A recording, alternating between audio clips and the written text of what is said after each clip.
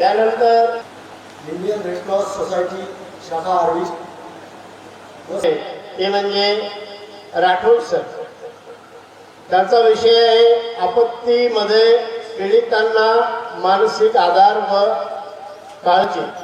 पूजनीय लहानोजी महाराज यांना वंदन करतो, नतमस्तक होतो आणि रेड क्रॉस टीम आर्वी यांचे अभिनंदन करतो की त्यांनी मला इथे बोलवलंय. माझं नाव हरिश्चंद्र बद्रीनाथ राठोड. मी भारत सरकारचा मास्टर ट्रेनर आहे. माझे स्पेशलायझेशन आहे DRR डिझास्टर रिस्क रिडक्शन, प्रथमोपचार, कॅज्युअल्टी कॅरिंग मेथड आणि आपत्ती व्यवस्थापनात मागल्या 19 वर्षापासून मी सतत कार्यरत आहे. बरेचसे आपत्ती आपत्तीमध्ये मी शोध बचावामध्ये काम केलेलं आहे. उत्तराखंड सारख्या रेस्क्यू ऑपरेशनमध्ये मी तिथे काम केलं आहे. 147 लोकांना रेस्क्यू केला आहे. 380 किलोमीटर आम्ही पायी चालून तिथे लोकांना वाचवलेलं आहे. मागे ऑपरेशन सूरज नावाचं एक बोरवेल रेस्क्यू तुम्ही ऐकलं असेल टीव्हीवरती. 2 वर्षाच्या बाळाला आम्ही 80 फूट खाली बोरमधून आम्ही बाहेर काढलंय. भारतातील ती पहिली घटना, त्याला आम्ही जिवंत बाहेर काढलं. ऑपरेशन सूरज म्हणून आम्ही त्याचं एक पुस्तक लिहिलेलं आहे, त्याचं प्रकाशन यावर्षी होईल. ओके, सो अशातला तो आणि मला एक्सपिरियन्स हा 19 वर्षाचा आहे. मी तुम्हाला कोणालाही जास्त बोर करणार नाही ना. मी 11:15 वाजता इथे आलो होतो, पण तुम्ही पण त्याच्यापूर्वी आला असाल. ओके, आणि मला असं वाटलं की आता पण यावं नाही. म्हणजे इतक्या माझ्या ज्ञानात भर पडली की बऱ्याच नवीन नवीन विषय मला इथे शिकायला मिळाले. आणि मला असं वाटलं की मलाच बोलायचं आहे या प्रोग्राममध्ये, पण बराच मी नवीन शिकलो. ओके, आणि परत एकदा ते म्हणतात ना की क्या बात आहे, सध्याच्या घडीला कर्मण्य वाधिकार असते मा फलेषु कदाचन. हम कर्म करते रहे, फल की इच्छा नहीं करेंगे, फल मिलता रहेगा. ओके, दुसरी गोष्ट, मूक करोती वाचलम पंगू लंगेते गिरिम यत कृपा हातम हम म्हणते. त्याच्यामध्ये काय म्हणतोय की मुका पण बोलू शकतो, पंगू पण पहाड चढू शकतो आणि यत कृपा हातम हम म्हणते, त्याची कृपा असली पाहिजे. आणि त्याची कृपा कधी असेल, जर आपण सकारात्मक ऊर्जेने काम केलं तर समाजामध्ये. आणि सकारात्मकतेने ऊर्जेने काम करण्यासाठी सगळ्यात मोठं उदाहरण आजकाल सगळे म्हणजे आशा वर्कर आहे असं म्हणतात. आता आमच्याकडे बरेचसे ट्रेनिंग होतात. सरपंचाचं ट्रेनिंग असलं की आम्ही म्हणतो सरपंच सगळ्यात महत्वाचा आहे देशात, आहे की नाही. आणि ग्रामसेवक प्रशिक्षण असलं तर सगळ्यात महत्वाचं कोण असेल तर ग्रामसेवक. आणि डॉक्टर लोक असले तर, आणि डॉक्टर लोक नसले तर मग तो पेशंट सगळ्यात महत्वाचे, आहे की नाही. तर अशातला एक भाग आहे. या परिस्थितीमध्ये जगामध्ये आपण प्रत्येकाचं एक रोल आहे. आपण प्रत्येकच व्यक्ती महत्वाचे आहोत ना. त्याच्यामुळे एकदा मी सांगतो, मी सुरू करण्यापूर्वी जास्त वेळ मी घेणार नाही कोणाचं, कारण मला माहिती आहे तुमची ऐकण्याची क्षमता काय होती आणि तुम्ही किती ऐकलेलं आहे. ओके, त्यामुळे एकदा सगळ्यांनी फक्त एकदा थोडंसं 1 सेकंदासाठी उभे राहा, फक्त एकदा.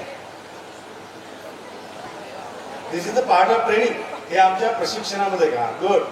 हातात काहीच घेऊ नका. डाव हात वर करा सगळ्यांनी. वा, मी डावा म्हटलं सगळ्यांनी, अर्ध्या लोकांनी उजवा हात वर केला. डावा डावा. Okay, confirm. बस तो खाली करा, उजवा हात वर करा. परत एकदा दोन्ही हात वर करा. Okay, good. आता बसा खाली. ओके, नवचैतन्यता आली. हा, ओके. 1 सेकंदासाठी सगळ्यांनी डोळे बंद करा आणि सरळ इथनं लहानोजी महाराजांच्या जन्माचा, लहानोजी महाराजांचे जे खडाऊ आहेत ज्यांनी घातला होता त्या सगळ्या खडाऊकडे गेलो पाहिजे आपण, डोळे बंद करून. चला परत या. ओके, डोळे उघडा आणि पहा मी दिसतो की नाही. ओके, दिसलो. ओके, तर माझा विषय आजचा आहे CPR. CPR मीन्स आगे जाओ, नेक्स्ट करो. हा, मी तुम्हाला सांगतोय की इथे बोलणाऱ्यानी, तर मी बोलतोय, मी CPR का शिकवायला आलो इथे, मी तुम्हाला का सांगायला आलो.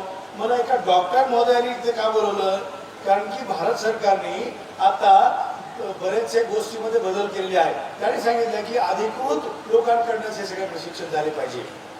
महाराष्ट्र, राजस्थान आणि मध्य प्रदेश, गुजरात या स्टेटसाठी मी अधिकृत प्रशिक्षक आहे. महाराष्ट्रामध्ये आपत्ती व्यवस्थापनात मी भारत सरकारचा अधिकृत मास्टर ट्रेनर आहे. म्हणजे पोलीस विभागातील अधिकाऱ्यांना पण मी प्रशिक्षण देतो. माझे त्यातले विषय आहे emotional intelligence, stress management, soft skill, personal development, असे सगळे विषय आम्ही अधिकारी लोकांना शिकवतो आणि प्रत्येक स्तरावरील लोकांना आम्ही ट्रेनिंग देतो.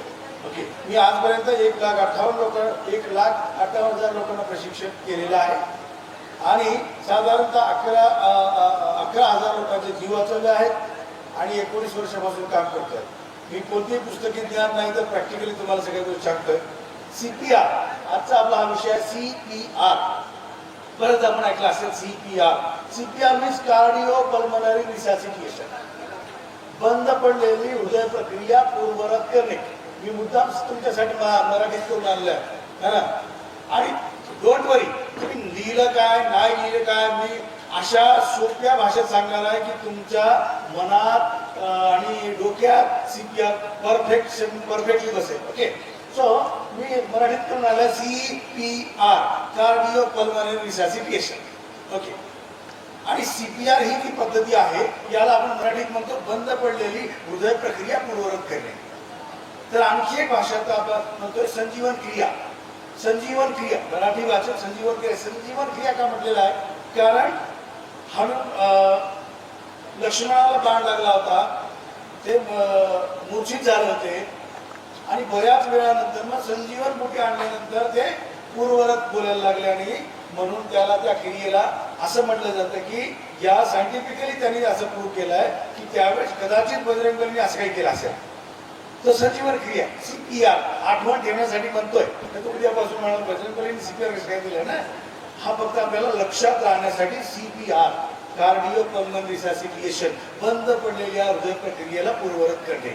ओके, आता मला सांगा, हार्ट अटॅक, हृदय विकार, हृदयाचा धक्का आणि कार्डिया अरेस्ट या सगळ्या गोष्टी एकच आहे. त्या कोणाला कधी आणि केव्हा येतं? वयाच्या किती वर्षानंतर हार्ट अटॅक येते असं तुम्हाला वाटतंय? सगळ्यांनाच, कधीही, केव्हाही, कुठेही, इथे पण. येस, बरोबर, राईट. पण इथे डोंट वरी, इथे येणार नाही कारण डॉक्टर पावडे बसलेले आहे तिथे. त्याच्यामुळे हार्टचा कसा विषय माहिती आहे का? हार्ट कार्डिया अरेस्ट काय करतो? ते कार्डिया कोणाला भीतो? ज्याला CPR येते आणि जो जाणकार व्यक्ती आहे ना, अशा परिस्थितीत कधी कधी हार्ट अटॅक येत नाही. तर माहिती आलं की आपल्याला विदिन सेकंदात जावं लागतं. Okay, isn't it? तर CPR तुम्हाला कळलं आता की ही काय प्रक्रिया आहे की ज्याला कोणाला हार्ट अटॅक आला त्याला आपण वाचू शकतो. आता किती % मध्ये आपण वाचू शकतो? किती, समजा 100 लोकांना हार्ट अटॅक आला त्यापैकी किती लोकांना आपण फक्त CPR मुळे वाचू शकतो? तर 90 किंवा 99 लोकांना आपण वाचू शकतो. तुम्हाला एवढं फास्ट? येस, कारण ज्याला हार्ट अटॅक येते त्याला वेळेत जर आपण हॉस्पिटलाइज केलं तर तो वाचू शकतो. आणि हॉस्पिटलाइज करेपर्यंत त्याच्या ब्रेन सेल्स डेड होऊ नये म्हणून जी प्रोसेस जी आहे ना त्याला आपण CPR म्हणतो. ओके, कारण ब्रेन सेल्स जर डेड झाल्या तर त्याला आपण रिप्लेस करू शकत नाही. म्हणून ब्रेन सेल्स डेड न होऊ देता आपण ते हॉस्पिटलाइज त्याला करणे, हॉस्पिटल पर्यंत पोहोचवणे म्हणजे ही पद्धती. आणि त्याला म्हणतो प्रथमोपचार. आणि प्रथमोपचार सगळ्यांनी लक्ष माझ्याकडे द्यायचं. मी दिसायला थोडं चांगला आहेच ना. मला 2-3 ऑफर आले होते पिक्चरचे पण मी गेलो नाही कारण मला इथे यायचं होतं ट्रेनिंग द्यायला. ओके, मी तिकडे गेलो असं तर पिक्चरमध्ये राहिलं असतं ना की मग. आणि पावडे साहेबांचा माझं 2 वर्षापासूनचा हा विषय चाललेला होता की यायचं कधीतरी यायचं आणि तो योग आला. ठीक आहे ना. त्याच्यामुळे मी दिसायला स्मार्ट आहे असं मला वाटतंय. तुम्हाला वाटतंय का? मग तुम्हाला वाटत असेल तर पाहायचं इकडे. ओके, आणि एक गोष्ट सांगतो मला, पर्सनॅलिटी डेव्हलपमेंट मधला पहिला विषय, आपण जर एखाद्या व्यक्तीला ऐकतोय ना तर इंटरॅक्ट करत असताना मग त्याच्याकडे पाहून आपण ऐकलं पाहिजे. मग आपण पटकन आत्मसात करतो है ना. आता आपल्याकडे माहिती आहे का, नवीन फॅशन येतात. नवीन फॅशन कधी तर पिक्चरमध्ये पाहायला किती फॅशन येते, कोणी सांगितल्याने येत नाही. जोपर्यंत आपण पाहत नाही तोपर्यंत आपण कृती करत नाही. म्हणून शाळेत जाऊन शिकावं लागतं. नाही तर युट्यूबवरून शिकलो असतो की आपण आता पहिला, दुसरा, तिसरा वर्ग. आपण शाळेत का जातो? कारण ह्युमॅनिटी, आपण जी ह्युमॅनिटन बॉडी आहे आपली, हे जे मानव शरीर आहे हे कृतीतून शिकतं. म्हणून सगळ्यांनी माझ्याकडे पाहायचं. ओके, मी स्मार्ट दिसलो तरी आणि नाही दिसलो तरी, जर आपल्याला या सगळ्या गोष्टी ऐकून घ्यायच्या असेल तर ओके. तर इंटरॅक्ट तोपर्यंत होत नाही जोपर्यंत आपण एक दुसऱ्याकडे लक्ष देत नाही. ओके, तर CPR आणि हृदयविकार कोणाला येतो, एक गोष्ट क्लिअर झाली की कोणालाही कधीही केव्हाही कधीही येतो. ओके, आणि आता तर ते सहज झालं. हार्ट अटॅक म्हणजे BP, शुगर जर नसेल तर आपण म्हणतो 40 वर्ष झाले तुम्हाला BP नाही, शुगर नाही, नाही आतापर्यंत नाही. कमाल आहे गड्या, 40 वर्ष झाले BP नाही, शुगर नाही. श्रीमंतांचं लक्षण आहे आजकाल ते, BPच नाही, शुगर नाही, BP भी आहे, शुगर भी आहे, क्या बात आहे ना. त्याच्यामुळे BP शुगर झाला किंवा सिम्पटम्स हळूहळू, कारण तुम्ही तिकडे जायला लागतात, कोलेस्ट्रॉल वाढायला लागतं आणि मग हार्ट अटॅक केव्हाही कधीही येतो. मग अशा परिस्थितीत पहिली गोष्ट तर आपण एक गोष्ट करायला पाहिजे की हार्ट अटॅक मध्ये आपण एखाद्याला वाचवायचं आहे तर पहिली गोष्ट तुम्हाला माहित असलं पाहिजे, हार्ट दिसतो कसा आणि तो असतो कुठे. ठीक आहे, हार्ट दिसतो कसा सांगा. पिक्चर मधला हार्ट कसा नाही, पुस्तकातला नाही, आपण शिकत असताना शाळेत डेस्क बेंचवर काढलेला हार्ट नाही, है ना. इतका स्वस्त हार्ट नाहीये की आपला. बरं, हार्ट सुरू कधीपासून आहे? मागच्या 26 जानेवारी पासून. आई, आता मॅडमने सांगितलं तुम्हाला सोनोग्राफीमध्ये, आईच्या गर्भधारणेपासून हार्टबीट सुरू आहे. जगात एकच इमानदार माणूस आहे, तो म्हणजे हार्ट. कारण तो न थांबता, न पैसे घेता, काहीही कारण नसताना विना स्वार्थ तो हार्टबीट करतोय. ठीक आहे, म्हणून जुने लोक म्हणतात की किसी का दिल नाही दुखाव, है ना. कोणाचं मन दुखायचं नाही, है ना. मन दुखवलं तर तो थांबायला एखाद्या वेळी, आणि तो थांबला तर मग प्रॉब्लेम येतो. ठीक आहे ना. मन दुखवायचं नाही, उलट ते एखाद्या वेळी लाईटच्या खोट्या शब्द खायला चालेल, आपण दिव्याची शपथ, लाईटची शपथ, पण इथं हात ठेवून शपथ खायचा नाही. कारण त्याला जर वाटला की आणि खोटी शपथ खाल्ली आणि मी थांबतो की मग थांबलं सगळं. ठीक आहे, त्याच्यामुळे दिल कहा है, हार्ट कुठे आहे, कुठे आहे हार्ट सांगा. ऑब्विसली गुडघ्यात नसेलच, चेस्ट मध्ये आहे. चेस्ट मध्ये कुठे कुठे नाही कळलं. डाव्या साईडला. बरं, टेक्निकली भाषेत डाव्या साईडला म्हणतात डॉक्टर लोक, बरेचदा डॉक्टर म्हणतात, पण प्रथमोपचारच्या भाषेत आणि फर्स्ट एड मध्ये जे ट्रेनिंग शिकवतात त्याच्यामध्ये म्हटलेलं आहे हार्ट हा सेंटरला आहे. ओके, त्याच्यापैकी आपण पाहू की कसं आहे की आपल्या बरगड्या दोन्ही साईडला बरगड्या. ओके, बरगड्याला एक सेंटर पॉइंट आहे, त्याला एक हाड आहे, त्याला आपण स्टर्नम म्हणतो. ओके, स्टर्नमचा एंड पॉइंट, डायफाईट प्रोसेस एंड पॉइंट आहे, ते एंड पॉइंट फील करा. एंड पॉइंट आहे स्टर्नमला, एंड पॉइंट, त्याला ए म्हणतो आपण, कधी व्ही म्हणतो, कधी कधी. ओके, त्या एंड पॉइंटला थोडं फील करा, जोरात दाबलं की दुखतं, बरगड्याचं एंड पॉइंट. ओके, आणि तिथून 4 बोटं ठेवलं या सेंटर मधून, ज्या इथून या पॉइंटवरून 4 बोटं ठेवलं की वरती हार्ट आहे सेंटरला. तो डाव्या साईडला टिल्ड आहे, है ना. हे मी सांगत नाही आहे, तर माझं प्रशिक्षण सांगताय. ओके, आणि तो सेंटरला आहे. बरं, हे आहे अंदाज. परंतु परफेक्ट सायंटिफिकली जर हार्ट शोधायचा असेल तर काय करायचं आहे, इमॅजिनरी प्लस. इमॅजिनरी प्लस करायचं. इमॅजिनरी प्लस म्हणजे काय, एक सरळ रेष आणि एक आडवी रेष. सरळ रेष कुठून,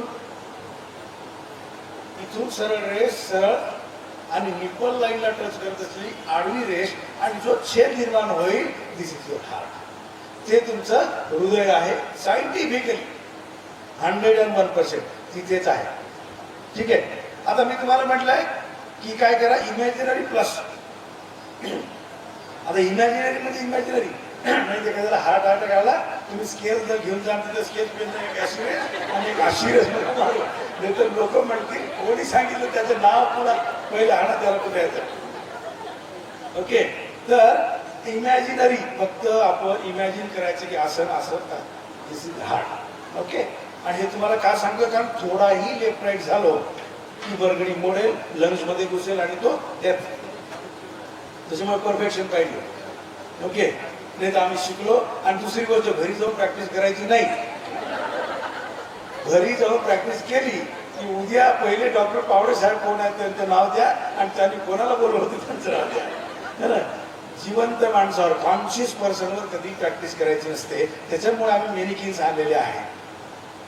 कारण आपण कॉन्शियस असलो ना की ती हे आपलं स्टर्नम हा लवचिक होत नाही. जेव्हा हार्ट बंद होतो तेव्हा ती स्टर्नम लवचिक असतो आणि ते 1 ते 1.5 इंचपर्यंत कम्प्रेस झालं पाहिजे. जेव्हा आपण हार्ट आपल्याला आपण CPR देतो, चेस्ट कम्प्रेस करतो. ओके, हार्ट कुठं आहे कळलं तुम्हाला? कसं आहे कळलं का? असं असं असं तुमच्यासारखं नाही, माझ्यासारखं नाही, असा दिसतो. आणि ते असं असं दिसत नाही ते पिक्चर सारखं. आणि त्यात एक बाण बिन असं काही नसते, है ना. नाही तर आपण पिक्चर मध्ये असा होता आहे आणि उसमें त्याच्यात एक बाण पण असतो. ते कधी टोचलं असतं ना, असं कुठं असतं तर. आणि किती इमानदार माणूस आहे, कधीपासून हार्टबीट करतोय? जन्मापासून, बरोबर. ते इतकं स्वस्त नाही आहे कुठेही बाथरूम मध्ये काढायला, आहे की नाही. इतकं स्वस्त नाही आहे ते कुठं काढायला, कुठं भिंतीवर, कुठल्या ट्रेनमध्ये, कुठल्या SD मध्ये. ज्याला त्याचं महत्व कळत नाही ना त्याला तशी फालतू अक्कल सुचते, है ना. आता कोणी आमच्या ट्रेनिंगमध्ये माझा एक कलिग होता, त्याला सोय होती. कुठे बसला की असं काढायचं, त्याच्यात एक बाण करायचं, मग त्याच्यात एच लिहायचं किंवा काहीतरी वेगळं लिहायचं, असं तर सोय. आमच्या एका सिनियर मोस्ट एका कर्नल साहेबांनी पाहिलं की हा कुठे पण हार्ट काढतो बाथरूममध्ये, आंघोळ करताना, बसल्या बसल्या. मग त्याला एकदा पकडलं. ते म्हणले की तुला आज सगळ्यांसमोर हार्ट काढायचा आहे, परंतु ओरिजिनल हार्ट काढायचा आहे. त्याला ओरिजिनल डायग्राम दिला आणि म्हणे हा हार्ट काढ. त्याला 2-3 दिवस लागले, त्याला 3 दिवस ओरिजिनल हार्ट, ते कंपार्टमेंट काढायला, अल्बोली काढायला, त्या सगळ्या गोष्टी त्याला 3 दिवस लागले. आयुष्यात त्याने हार्ट काढलं नाही पुन्हा. हार्ट एवढा सोपा नाही की हार्ट इतका चिल्लर नाही आहे 5 रुपयाच्या कुठे काढून टाका, है ना. तो इतका शुद्ध आहे, है ना. आणि त्याच्यामुळे आपण त्याचं मेन काम काय आहे? डिऑक्सिनेटेड ब्लडला घेणे, प्युरिफाय करणे आणि ऑक्सिनेटेड ब्लडला ब्रेन पर्यंत आणि होल बॉडीमध्ये पोहोचवणे. इतकं महत्वाचं काम आहे, ठीक आहे ना. एवढं काम करतो तो. आणि आपण इतक्या सुंदर हार्टला आपण त्रास देतो त्याला, है ना. त्याला त्रास देणे म्हणजे काय करणे?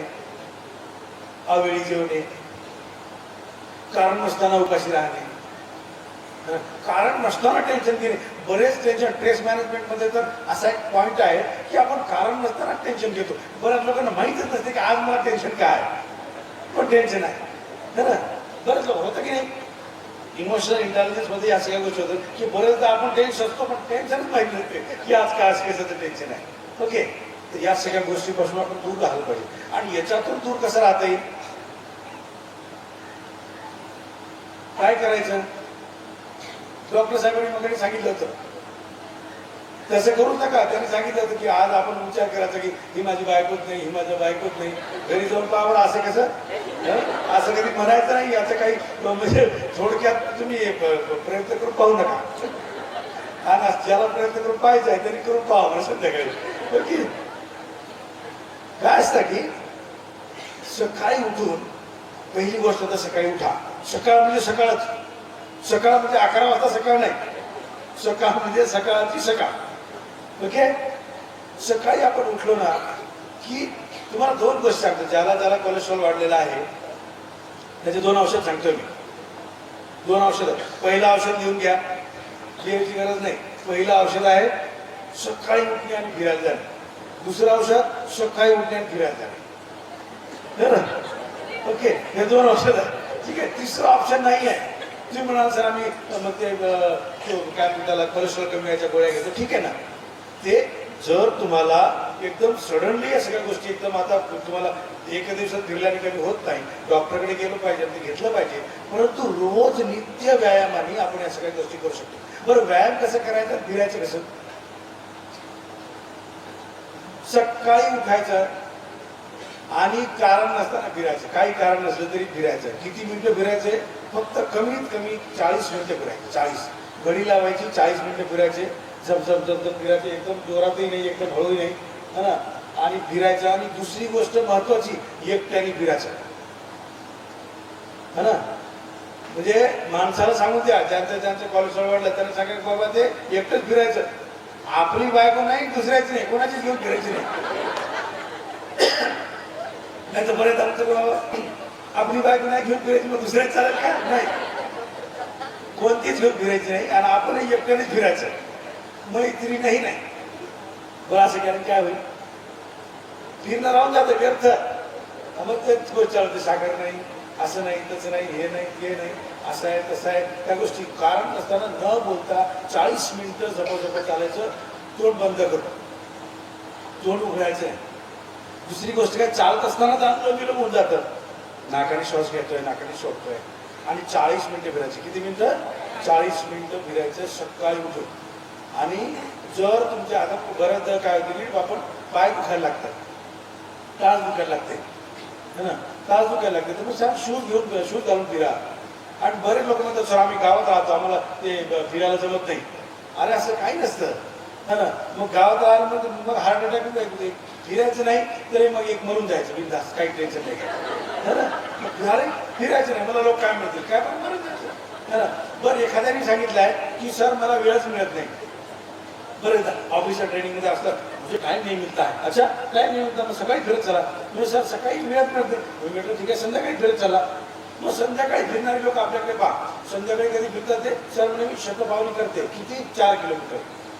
काय करते? शतपावली. शतपावलीचा अर्थ काय हो? 100 पावलं.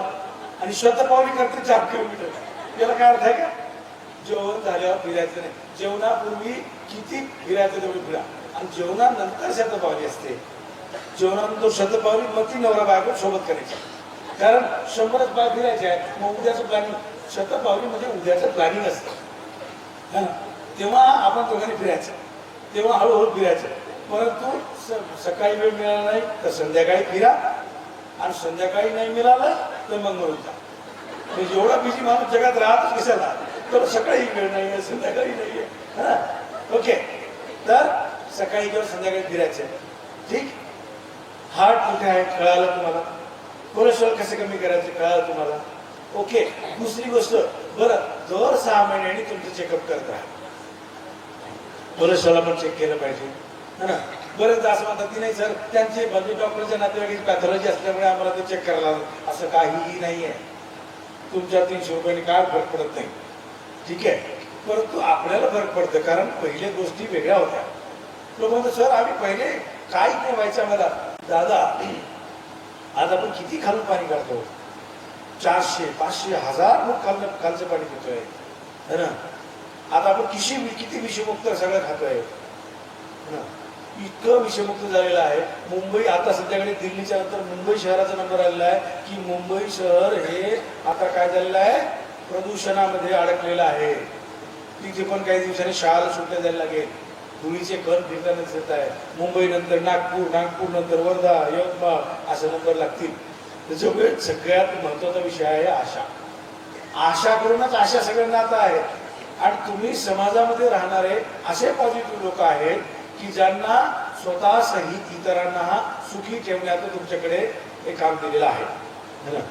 आणि खरं म्हणजे हे आपलं काम आपण केलं ना की एकदम आनंद होईल. एवढंच तुम्ही करायचं आहे. ठीक आहे. सो CPR म्हणजे कार्डिओपल्मोनरी रिससिटेशन. आगे जाइए तो नेक्स्ट.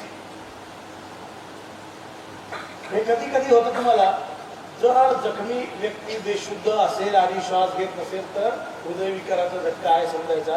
विद्युत प्रवाह करंट लागला की ते होतं. त्याच्यानंतर गुदमरणे, विषबाधा, पाण्यात बुडणे, अकस्मात, औषधांचा अतिरेक. अतिरेक म्हणजे काय, बरेचदा लोक डॉक्टर सांगतात की जेवण झाल्यानंतर ही गोळी घ्यायची, जेवणापूर्वी ही गोळी घ्यायची. बरेचदा आपण हुशार होऊन जातो की डॉक्टरला काय करतात, एखाद्याला काय होत नाही, आपण जेवण न करतात उपास ज्या दिवशी असतो त्या दिवशी आपण त्या अँटीबायोटिक्स घेऊन घेतो आणि मग बेशुद्ध होतात. मग त्याच्यामुळे बऱ्याच औषधी ज्या असतात जेवणानंतर आणि जेवणापूर्वी ते तसंच घ्यायचं. उगाच आपण डॉक्टर व्हायचं नाही. आणि आपल्या खतरनाक आपल्या विदर्भात तर आपण डॉक्टरपेक्षाही डॉक्टर असतो. काय करते त्याला काय होत नाही एखाद्या दिवशी. आणि मग औषधांचा अतिरेक झाला की मग औषधांच्या अतिरेकमुळे पण हार्ट अटॅक येतो. बरेचदा म्हणजे माझ्या नातेवाईकांना तर मी सांगत असतो उपवासाच्या दिवशी तुम्ही गोळी घेऊच नका ना. नाही डॉक्टरांनी सांगितलं ना उपवास आहे, उपवास एकदम निर्जला, फक्त पाणी प्यायचं, त्याच्यात अँटीबायोटिक घ्यायचे, आपण बेशुद्ध होणार काय आणि मग ते डॉक्टरला कळत नाही की त्यांनी सांगितलं नाही का उपासाच्या दिवशी घेऊ नये असं काय लिहिलं नाही. डॉक्टरला स्वप्न पण नव्हतं का तुम्ही उपास पकडणार आहे आपण आपण तितकी शहाण असतो.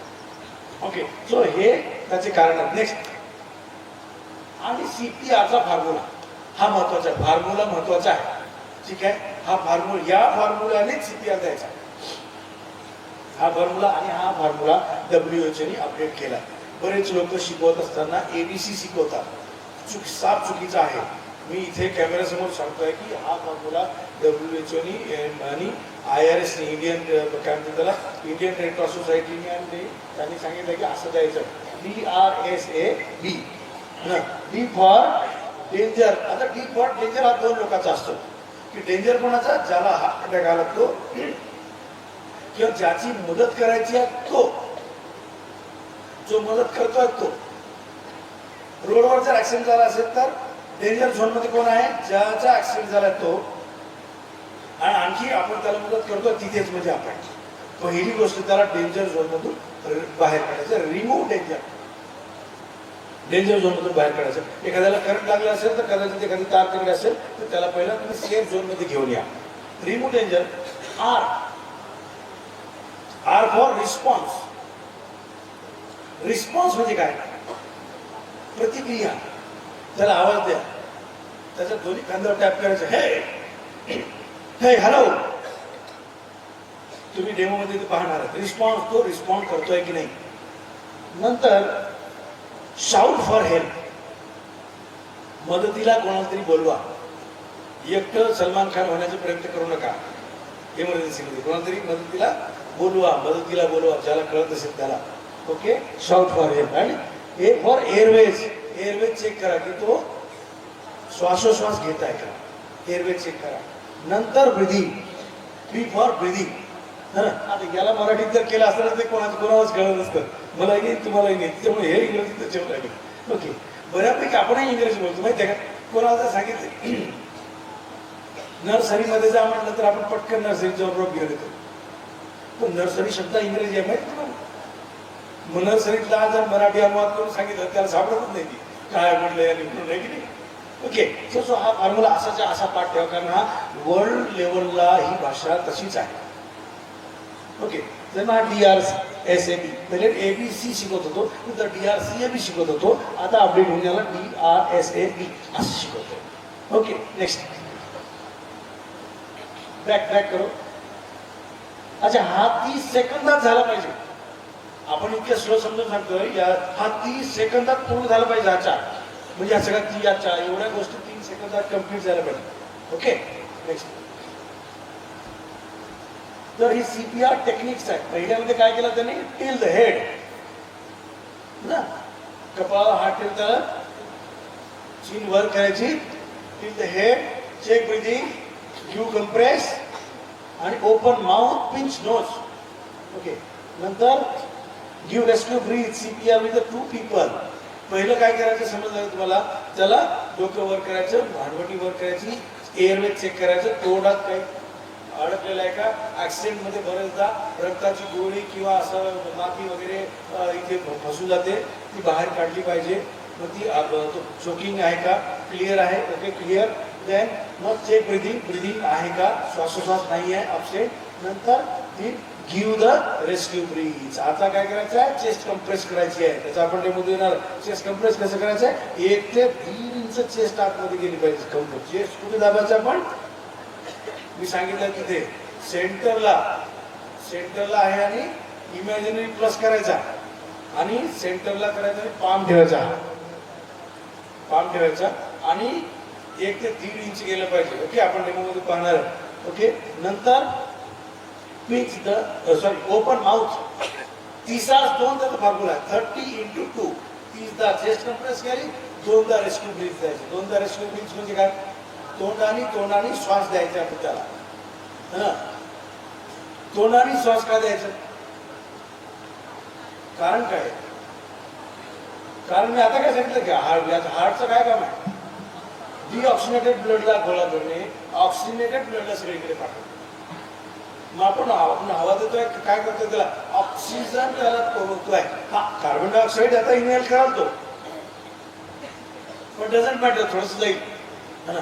पण आता त्याला आपण माउथ टू माउथ रेस्पिरेशन, फुफ्फुस काय होतं, एक्सपांड होतो जोरात, फुफ्फुस असे एक्सपांड होतात आणि मग होतं. मग आपण परत चेस्ट कम्प्रेस करायची, 3-7-2 हा फॉर्म्युला कितीदा करायचा, हा ही 3ची चेन आहे, 3दा कंटिन्यू सेट झाला पाहिजे. ओके. परंतु माउथ टू माउथ रेस्पिरेशन, त्याला तोंडाला हवा देत असताना नाक दाबून ठेवायचं. बरेचदा नाकातून हवा निघून जाते, आपण दिली पिंच नोज, गिव्ह रेस्पी ब्रीथ. आणि 2 लोक असेल तर ठीक आहे. बरेचदा एक प्रश्न येतो की सर ॲक्सिडेंट ऑन रोडमध्ये जातं आतमध्ये गेलेले असतात, एखाद्या रक्ताची गुरडी आहे, मग अशात काय करायचं, तेव्हा आपण त्याला रेस्क्यू ब्रीथ द्यायचं नाही, पण चेस्ट कम्प्रेशन करत राहायचं. कारण आपण काय करतोय, हार्टचं काय करतोय, आपण आर्टिफिशियली त्याचं काम त्याला करायला लावतोय आपण, है ना. आणि आपण काय फर्स्ट एडर लक्षात ठेवा. मग बरेच लोक विचारतात सर आता मग इंजेक्शन कोणतं द्यायचं, काय करायचं, एवढा भानगडीत पडायचं नाही. आपण फर्स्ट एडर आहोत. ओके. आपण हॉस्पिटलाइज करायचं आहे. ओके. ब्रेन सेल डेड होऊ द्यायचा नाही. बरेचदा बॉडी पार्ट करून पडून जातात ॲक्सिडेंटमध्ये, बोट कटलाय, हात कटलाय, है ना.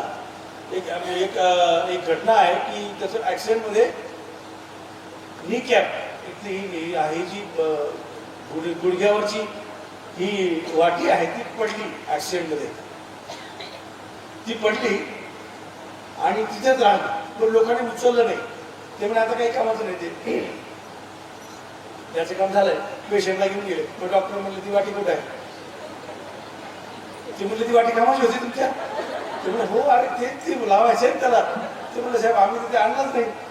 ते म्हणजे जिथे ॲक्सिडेंट ते आम्हाला ते तुटलं आहे हाड, आम्हाला वाटलं ते काही कामाचं नाही, राहू द्या. नाही म्हणजे ते शोधून आणा. मग सगळे नातेवाईक गेले शोधायला. ते कुत्र्यानं कुठेतरी घेऊन दुसऱ्या एका गावातच ते कुठेतरी सापडलं, ते शोधलं, आणलं आणि मग ती वाटी तिथे लावली. असं कुठेही बॉडी पार्ट जर कट झाला तर त्याला पटकन सोबत घेऊन यायचं आहे.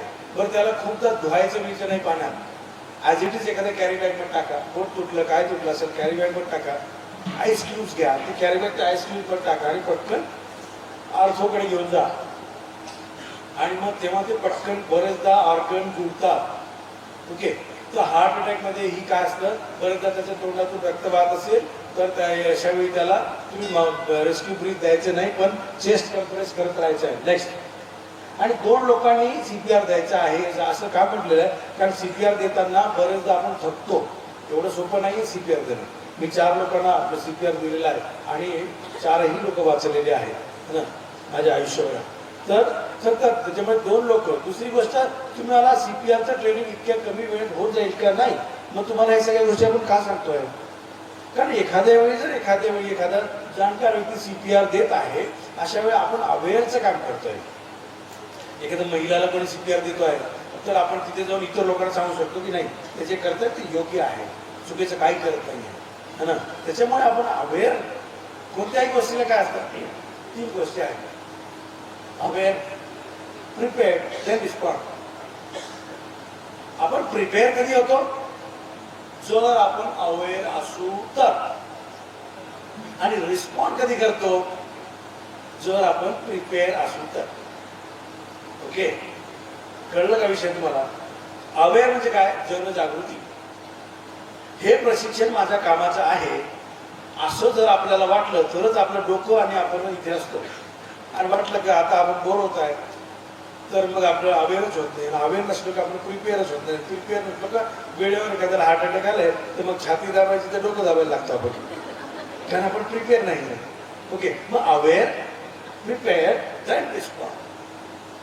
कोणत्याही गोष्टीमध्ये प्रत्येक गोष्टीच्या 3 गोष्टी करायच्या. तुम्ही आशा वर्कर एखाद्या गावात जर दारूबंदी करायची असेल ना, तर पहिलं अवेअरनेस पाहिजे की आशा आपल्याला रोज रोज सांगते की आपल्या गावात दारूबंदी झाली पाहिजे. त्याचे साईड इफेक्ट्स काय आहेत, त्याच्यामुळे गावाचं आणि माझं काय भलं होणार आहे. जेव्हा त्यांना कळल तेव्हा ते अवेअर होतील. आणि अवेअर झाल्या ना की मग तुमच्यासोबत भांडायला तयार होतील, सगळे समोर येतील. Then respond. हा, तर एक गोष्ट कधीही केव्हा आहे, कोणत्याही गोष्टीसाठी aware, prepared, then respond. Clear. हे 3 मंत्र आहेत सक्सेस व्हायला. मग आशा वर्कर म्हटलं जिल्हा परिषद सदस्य झाले, आशा वर्कर मुख्यमंत्री होऊ शकते. पण अवेअर प्रिपेअर्ड, हा आपण म्हणतोय की जिल्हा परिषदवर थांबायचं नाही आहे, मुख्यमंत्री व्हायचं आहे. ओके, आणि काही होऊ शकतं महाराष्ट्रात माहिती तुम्हाला. त्याच्यामुळे आपण प्रिपेअर राहायचं. लहानजी महाराजांची कृपा असली ना की उद्या या मंडपातला माणूस एखादा कुठेही जाऊ शकतो. ठीक आहे ना. त्याच्यामुळे डोंट वरी. आणि कोण व्हायचं आपणच आहे. सगळं देश आपला, भूमी आपली, जमीन आपली, सगळं आपलं. आपण कारभार का नाही करायचे. ठीक आहे. त्याच्यामुळे नॅरो माइंडेड राहू नका. मी आशा वर्कर आहे, मी कसं काय तहसीलदार साहेबांना भेटणार आहे. तहसीलदार साहेब तुम्ही तहसीलदार साहेबांपेक्षा मोठे आहात त्या गावामध्ये तुम्ही तहसीलदार. ओके. त्याच्यामुळे तुम्ही तुमचे प्रॉब्लेम्स घेऊन जावा. जिल्हाधिकारी महोदयांना बरेचदा असं वाटतं की गावातला व्यक्ती आला पाहिजे आणि मला प्रॉब्लेम सांगितले पाहिजे. आपण कुठे जातच नाही प्रॉब्लेम सांगायला. चपराशांनी जोरात बोलला की आपण तिथूनच बाहेर गेलो. एखाद्या साहेबांना भेटा, तुमच्या गावाबद्दल सांगा, तुमच्या गावात येण्यासाठी आमंत्रण द्या. है ना. केल्याने होत आहे रे, आधी केलेची पाहिजे. आणि आपण काय करतो, केल्याने होत आहे रे, आम्ही कधीच काही करत नाही. Okay okay. तर मराठीमध्ये सांगतोय 30 वेळा छाती दाबल्यानंतर 2 रेस्क्यू ब्रीथ द्यायचे आहे. ठीक आहे. नेक्स्ट कुठे प्रमुख संदेश, बुलेट पॉइंट्स काय काय ना. श्वासोश्वास तपासा, पहा, ऐका आणि हे आपण डेमोमध्ये करू. तर मराठी इतकी शुद्ध मराठी लिहून टाकली आहे ते आपण, त्याच्यामुळे गोंधळून जाईल आपण. ओके. नेक्स्ट.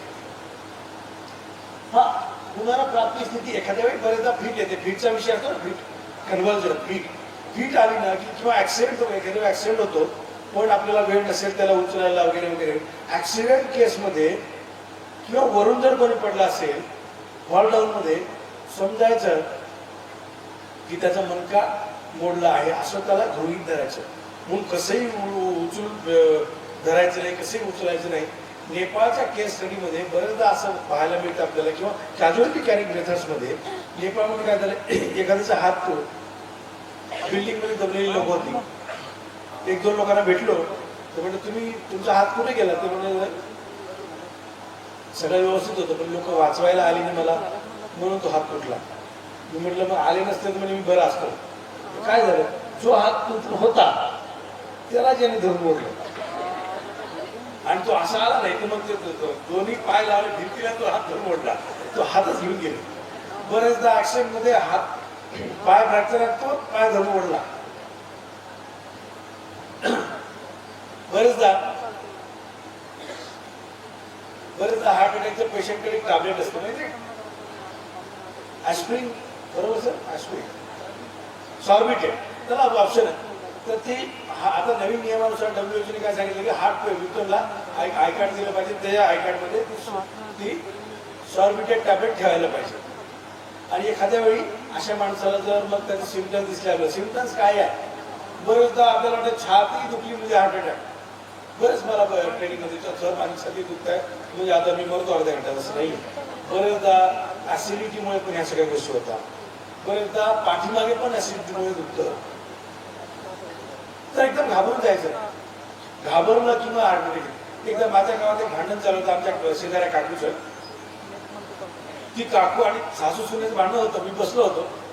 ती म्हणे इथे हात जेवण दिली, म्हणे मला हार्ट अटॅक आला म्हणे. मी म्हटलं काकू इकडे हार्ट अटॅक असते, बरं इकडे आला म्हणे. तो विषय भांडणाचा होता. परंतु आपल्याला परफेक्शन पाहिजे, कुठं माहीत असते, म्हणजे भांडणात कामही पडलं पाहिजे, कुठं हार्ट असते, है ना. ठीक आहे. तर त्याच्यामुळे काय असतं, बरेचदा ती टॅबलेट असते. सिम्पटम्स काय आहे, बरेचदा कारण नसताना घाम येणे, हात व्हायब्रेट होणे, बोलता बोलता बोलण्याची स्पीड वाढणे. ओके. आणि त्याला एकदम पाठ दुखणे, पाठीमागे दुखणे, चेस्टमध्ये पेन होणे आणि त्याला एकदम चक्कर येणे, अशा सगळ्या गोष्टी होतात. त्याला आपण सिम्पटम्स म्हणू शकतो. ओके. आणि अशा पद्धतीत काय करायचं की आपण त्या हार्ट पेशंट विक्टिमकडे टॅबलेट 100% असते आणि खूप महाग पण नाही. ती कुठे द्यायची, जिभेच्या खाली ठेवायची. ओके. बरं, जिभेच्या खाली नाही ठेवली तर बरेचदा असं वाटतं की बाबा हार्ट अटॅक आलाय पण हार्ट अटॅक नाही आहे. आपण काढली गोळी टाकून दिली जिभेच्या खाली तर काय होईल, काहीच होणार नाही, त्याचे काही साईड इफेक्ट नाही. त्याच्यामुळे आपण हा प्रयत्न केला पाहिजे. बऱ्याचदा एक आमच्या शेजारी म्हणजे यवतमाळचा पेशंट आहे, त्याला माहित होतं की डॉक्टरने सांगितलं तर त्याच्या बायकोला असं काही झालं तरी जिभेखाली ठेवायची, आणि त्याला ते घाम यायला लागला आणि तो घाबरायला लागला. लोक त्याला उचलून न्यायला लागली, त्याची बायको मागे मागे गोळी घेऊन पळून आली. डॉक्टरने सांगितलं द्यायला द्या. ते म्हणजे चुप, एवढी मोठी डॉक्टर जरी एका तिकडे हॉस्पिटलला नेता मग डॉक्टर रागावले, तुम्हाला सांगितलं तर म्हणजे मी की असं काही झालं तरी जिभेखाली ठेवायची. ते म्हणजे साहेब मी गोळी घेऊन मागेच येऊन राहिली, पण कोणी ऐकतच नाही अशा परिस्थितीत. कोणी ऐकतच नाही. मात्र ऍक्सिडेंटमध्ये पण कॅज्युअलिटी कॅरिंग मेथड्समध्ये ऍक्सिडेंट झाला तर आपण फ्रॅक्चर्स लोकांना तो हात फ्रॅक्चर तो धरून ओढतो किंवा तेच हलवत घेऊन जातो, कसे मल्टिपल फ्रॅक्चर्स करून टाकतात. त्याच्यामुळे काय म्हणतात त्याला बी अ गुड लिस्नर. आपण प्रथमोपचार किंवा आशा वर्कर असून गुड लिस्नर असलं पाहिजे, छान ऐकणारे लोक असलं पाहिजे. आपण ऐकत नाही, काही नाही, है ना, आपण आपलीच लावतो पर्यंत, है ना. त्याच्यामुळे ऐकून घ्या, पटकन रिॲक्ट होऊ नका. कोणत्याही तुमच्या कामात किंवा कुठे पण पटकन रिॲक्ट होऊ नका, ऐकून घ्या. त्याला काय पाहिजे त्याला बऱ्याच पेशंटला तुमची सहानुभूतीची गरज असते, म्हणून आपण ते काही देत नाही. नाही तर एखाद्या स्नेक बाईटमध्ये बऱ्याच जण पाहतो, स्नेक बाईटमध्ये आपल्या गावाकडे असते, बरं एखाद्याला स्नेक बाईट झाला तो कोणतरी चालत येतो, बरं साप चालला का, हो, मग कसा होता, काळा होता का, हो, मग कशाला करून येतं त्याला, तुम्हाला ते 5 मिनिटात असं सांग. म्हणजे त्याला सहानुभूती द्यायची तर नाहीच, आपण सांगू दिलं कुठे घेऊ नका, 5 मिनिटात पडतात. मी त्याला काय वाटलं विचारला की संपलं आपलं. बरेचदा काय कुठे कुठे प्रकार की साप असा, मग तो विचारतात साप काळा होता, हो, मग तो असा उलटा फिरला होता का, हो, मग कशाला कोणाला बोलायचं असेल तर बोलून घ्या. बोलू द्या. उलटा फिरला म्हणजे त्यांनी आपलं पोट आभाळाला दाखवलं की माणूस मेला, असं काहीही नसतं. उलटा होण्याचा कन्सेप्ट त्या सापाचा असा असतो की बरेचदा त्याचे जे दात असतात ना ते चिलाटीच्या काट्या, चिलाटी माहिती आहे का, अमरावती जिल्ह्यात त्याला म्हणून चिलाटी बोलतो, चिलाटीच्या काट्या, है ना. येणाऱ्या काही 2 वर्षानंतर चिलाटी हा विषय राहणार नाही, कळणारही नाही कोणाला. त्या काट्या असा असतो काटा, त्याने असं बाईट केलं ना की तो असा होतो, तर त्याला काढण्यासाठी तो असा होतो आणि त्याला असं काढायला, ते बाईट झालं की त्याला असं ही प्रोसेस आहे. मग आपल्याकडे त्यानंतर श्रद्धा आहे, उलटा साप झाला की मग वाचत नाही, असं काहीही होत नाही. एका गावातली गोष्ट आहे, त्या गावात मी सांगितलं की म्हणलं की ते म्हणजे नाही आपण साप डाळ चावला की मग या नाल्याच्या पलीकडे जायचं आणि तिथे दगड डोक्यावर दगड ठेवून अर्धा तास बसायचा आणि मग ते तिथं एक नारळ फोडलं की मग येऊन जायचं, साप करून जातं. मी म्हटलं असं किती लोक वाचले, ते म्हणजे 12 लोक वाचले. म्हणजे मेले किती, ते म्हणजे 6 मागील 5 वर्षात. म्हणलं मग वाचते तर मी 6 लोक कशाला मेले, ते म्हणजे जास्त पापी लोक होते. मग मी जास्त पापी लोकांची हिस्ट्री पाहिली. मरणारे जे 6 लोक होते ना ते कधी दारू नाही प्यायले, कधी भांडण नाही, छान लोकांना मदत करायची. आणि वाचणाऱ्यांची हिस्ट्री पाहिली, रोज दारू पिणारे, रोज भांडण करणारे, म्हणजे हे पुण्यवान आणि ते पापी लोक. असं नाही आहे. जे ज्या विषारी साप होते ते वाचलेच नाही, बिनविषारी सापाचे लोक वाचले. तर त्याच्यामुळे अँटी स्नेक व्हेनम हा त्याच्यावर उपचार आहे आणि हा प्रत्येक PSC मध्ये सध्याच्या घडीला आहे. मान्सून पूर्वच्या तयारीमध्ये जिल्हाधिकारी मिटिंग घेऊन सांगतात प्रत्येक PSC ला अँटी स्नेक व्हेनम तुम्ही ठेवा, है ना. पण आपण पटकन हॉस्पिटलाइज करा, आता असं काहीही करू नका. ओके. दुसरी गोष्ट, बरेचदा डॉग बाईट मध्ये पण कुत्रा चावला तरी हॉस्पिटलमध्ये न्या आणि माणूस चावला तरी हॉस्पिटलमध्ये जा. बरेचदा असं वाटते. एका वृद्धाचा मला प्रश्न होता की म्हणजे साहेब एक डॉग बाईट केस आहे, मी म्हणजे माझ्या मुलाला ऍडमिट केलं की बरं कुत्रा चावला आणि रोज डॉक्टर मला विचारायचं नाही कुत्रा कसा आहे. मी पोराला भेटायला गेलो तर डॉक्टर आवडतं विचारलं कुत्रा कसा आहे. मी म्हणलं म्हणजे मूर्ख माणसा, माझा पोरगा बिमार आहे, तू कधी हा विचारत नाही की तुमचा मुलगा कसा आहे आणि रोज विचारतो कुत्रा कसा आहे. ती म्हटलं असं नाही येते, कुत्रा कसा आहे जसे तो पिसाळलाय का, तो मेलाय का, तो जर असेल तर मग त्याला रॅबीज आहे, रॅबीज असेल तर मी याची ट्रीटमेंट वाढायला लागेल. म्हणजे असं कधी डॉक्टरने सांगितलंच नाही, मग तेवढं विचारतात कुत्रा कसा आहे. मग त्यांच्या विचारून आमच्या लक्षात असं वाटतं की मग कुत्र्याची काळजी दर्जा असते आमच्यापेक्षा, है ना. त्याच्यामुळे डॉग बाईटमध्ये पण डॉक्टरकडे जा. ओके. स्नेक बाईटमध्ये त्याला कधी पाण्याने धुवायचं नाही, त्याला काहीही करू नका. ओके. का बरेचदा त्याला अँटी स्नेक व्हेनम देत असताना तो विषारी आहे की नाही हे कन्फर्म करतात डॉक्टर. आणि विषारी जर नसेल तर अँटी स्नेक व्हेनमनी पण त्याला बरेचदा त्याची BP वाढते. ओके. ठीक आहे. तर मग आता ही प्रोसेस आहे. तर याला काय म्हणतो आपण, रिकव्हरी पोझिशन. एखाद्या वेळी तोंडात कोणाला कलमजन आलाय, तोंडातून भेस येतोय, त्याला या रिकव्हरी पोझिशनमध्ये जर आपण ठेवलं तर बरेचदा रक्ताची गुरळी जी आलेली असते ती अशी असल्यामुळे आपोआप तो अनकॉन्शियस आहे. बेशुद्ध माणसाला उलटी आली तर तो थुंकता येत नाही, पण रिकव्हरी पोझिशनमध्ये जर तो असेल तर अनकॉन्शियस विक्टम उलटी गुरळी आली तर ते आपोआप तोंडातून निघत राहतो. जर सरळ असला तर काय होईल, आलेली गुरळी वापस श्वासनलिकेत जाऊन विदिन सेकंदात तो चोकअप होऊन मरेल, है ना. चोकिंगमध्ये पण लोक मरतात. ठसका का लागतो माहिती तुम्हाला? बरेच आपण जेवत होताना ठसका लागतो. का लागतो? मग आपण म्हणतो साधूने शिव्या दिल्या असेल, यानं दिल्या असेल, त्यानं दिली असेल, असं काही नसते. कोणी कोणाला शिव्या देऊन ठसका आणता येत नाही. असं झालं असतं तर पूर्ण पाकिस्तान ठसका येऊन गेला असता, आहे की नाही? असं काही होत नाही. बरेचदा श्वासमार्ग आणि अन्नमार्ग या दोन गोष्टी आहेत. आपण जेवत असताना बऱ्याचदा भांडण करत असतो, आपण गोष्टी करत असतो, पिक्चर पाहत असतो, टी व्ही पाहत असतो, बोलत असतो. जेवता जेवता मायनर कण श्वासमार्गात गेला तर तो तिथून त्याला ते हाकलण्याची जी प्रोसेस आहे नॅरेटिव्ह कशाला आला, तर हाकलण्याची प्रोसेस म्हणजे ठसका असतो. आणि ठसका येऊ द्यायचा, आपण ठसका आल्या आल्या त्याच्या तोंडात ग्लास घालून त्याला पाणी पाजतो, है ना. म्हणजे तो उलट होण्याचे चान्स आहे. बरेचदा ठसका आला तर त्याला रिलॅक्स होऊ द्या, थोड्या वेळाने पण. मी म्हणलं नाही नाही सर, त्याला ठसका आला तर पाणी पाजावंच लागते, म्हणजे ते परत पाणी पण श्वासमार्गात जाऊ शकते. त्याला रिलॅक्स होऊ द्या, पाठीवरती थाप मारा आणि हळू मग त्याला तो जेव्हा रिस्पॉन्ड करेल बोलला तेव्हा पाणी. बेशुद्ध माणसाला कधी पाणी पाजायचं नाही. आणि आपण काय करतो, बेशुद्ध झालं की पहिलं पाणी पाजतो, कारण पुण्य लागतं म्हणजे पाणी पाजले. आणि आपल्याला पुण्य घ्यायचंच असते काही करून. बरेच ऍक्सिडेंट ऑन रोडमध्ये अनकॉन्शियस विक्टिमला पाणी पाजल्यामुळे ते मेले, माहिती आहे तुम्हाला. मग आपण म्हणलो कशाला पाणी पाजलं, नाही म्हणते पुण्याचं काम करायला पाहिजे प्रत्येक माणसानं. अरे पण ते तुझ्या वेळेस मेलं ते, है ना. तुम्ही ठीक आहे पुढच्या वेळेस नाही करणार, आहे की नाही. याला काय अर्थ मेलं ना. बरेचदा विक्टिम म्हणजे दात खीळ लागून असू द्या, त्याला फिट येऊ द्या, काही येऊ द्या, कधीही पाणी पाजायचं नाही जोपर्यंत तो रिस्पॉन्ड करत नाही. रिस्पॉन्ड तो बोलला की मग त्याला पाणी पाजा, ओके. आणि दुसरी गोष्ट आणखी तुम्हाला हार्ट अटॅक मधून वाचण्याचा एक बढिया तुम्हाला एक औषध सांगतं.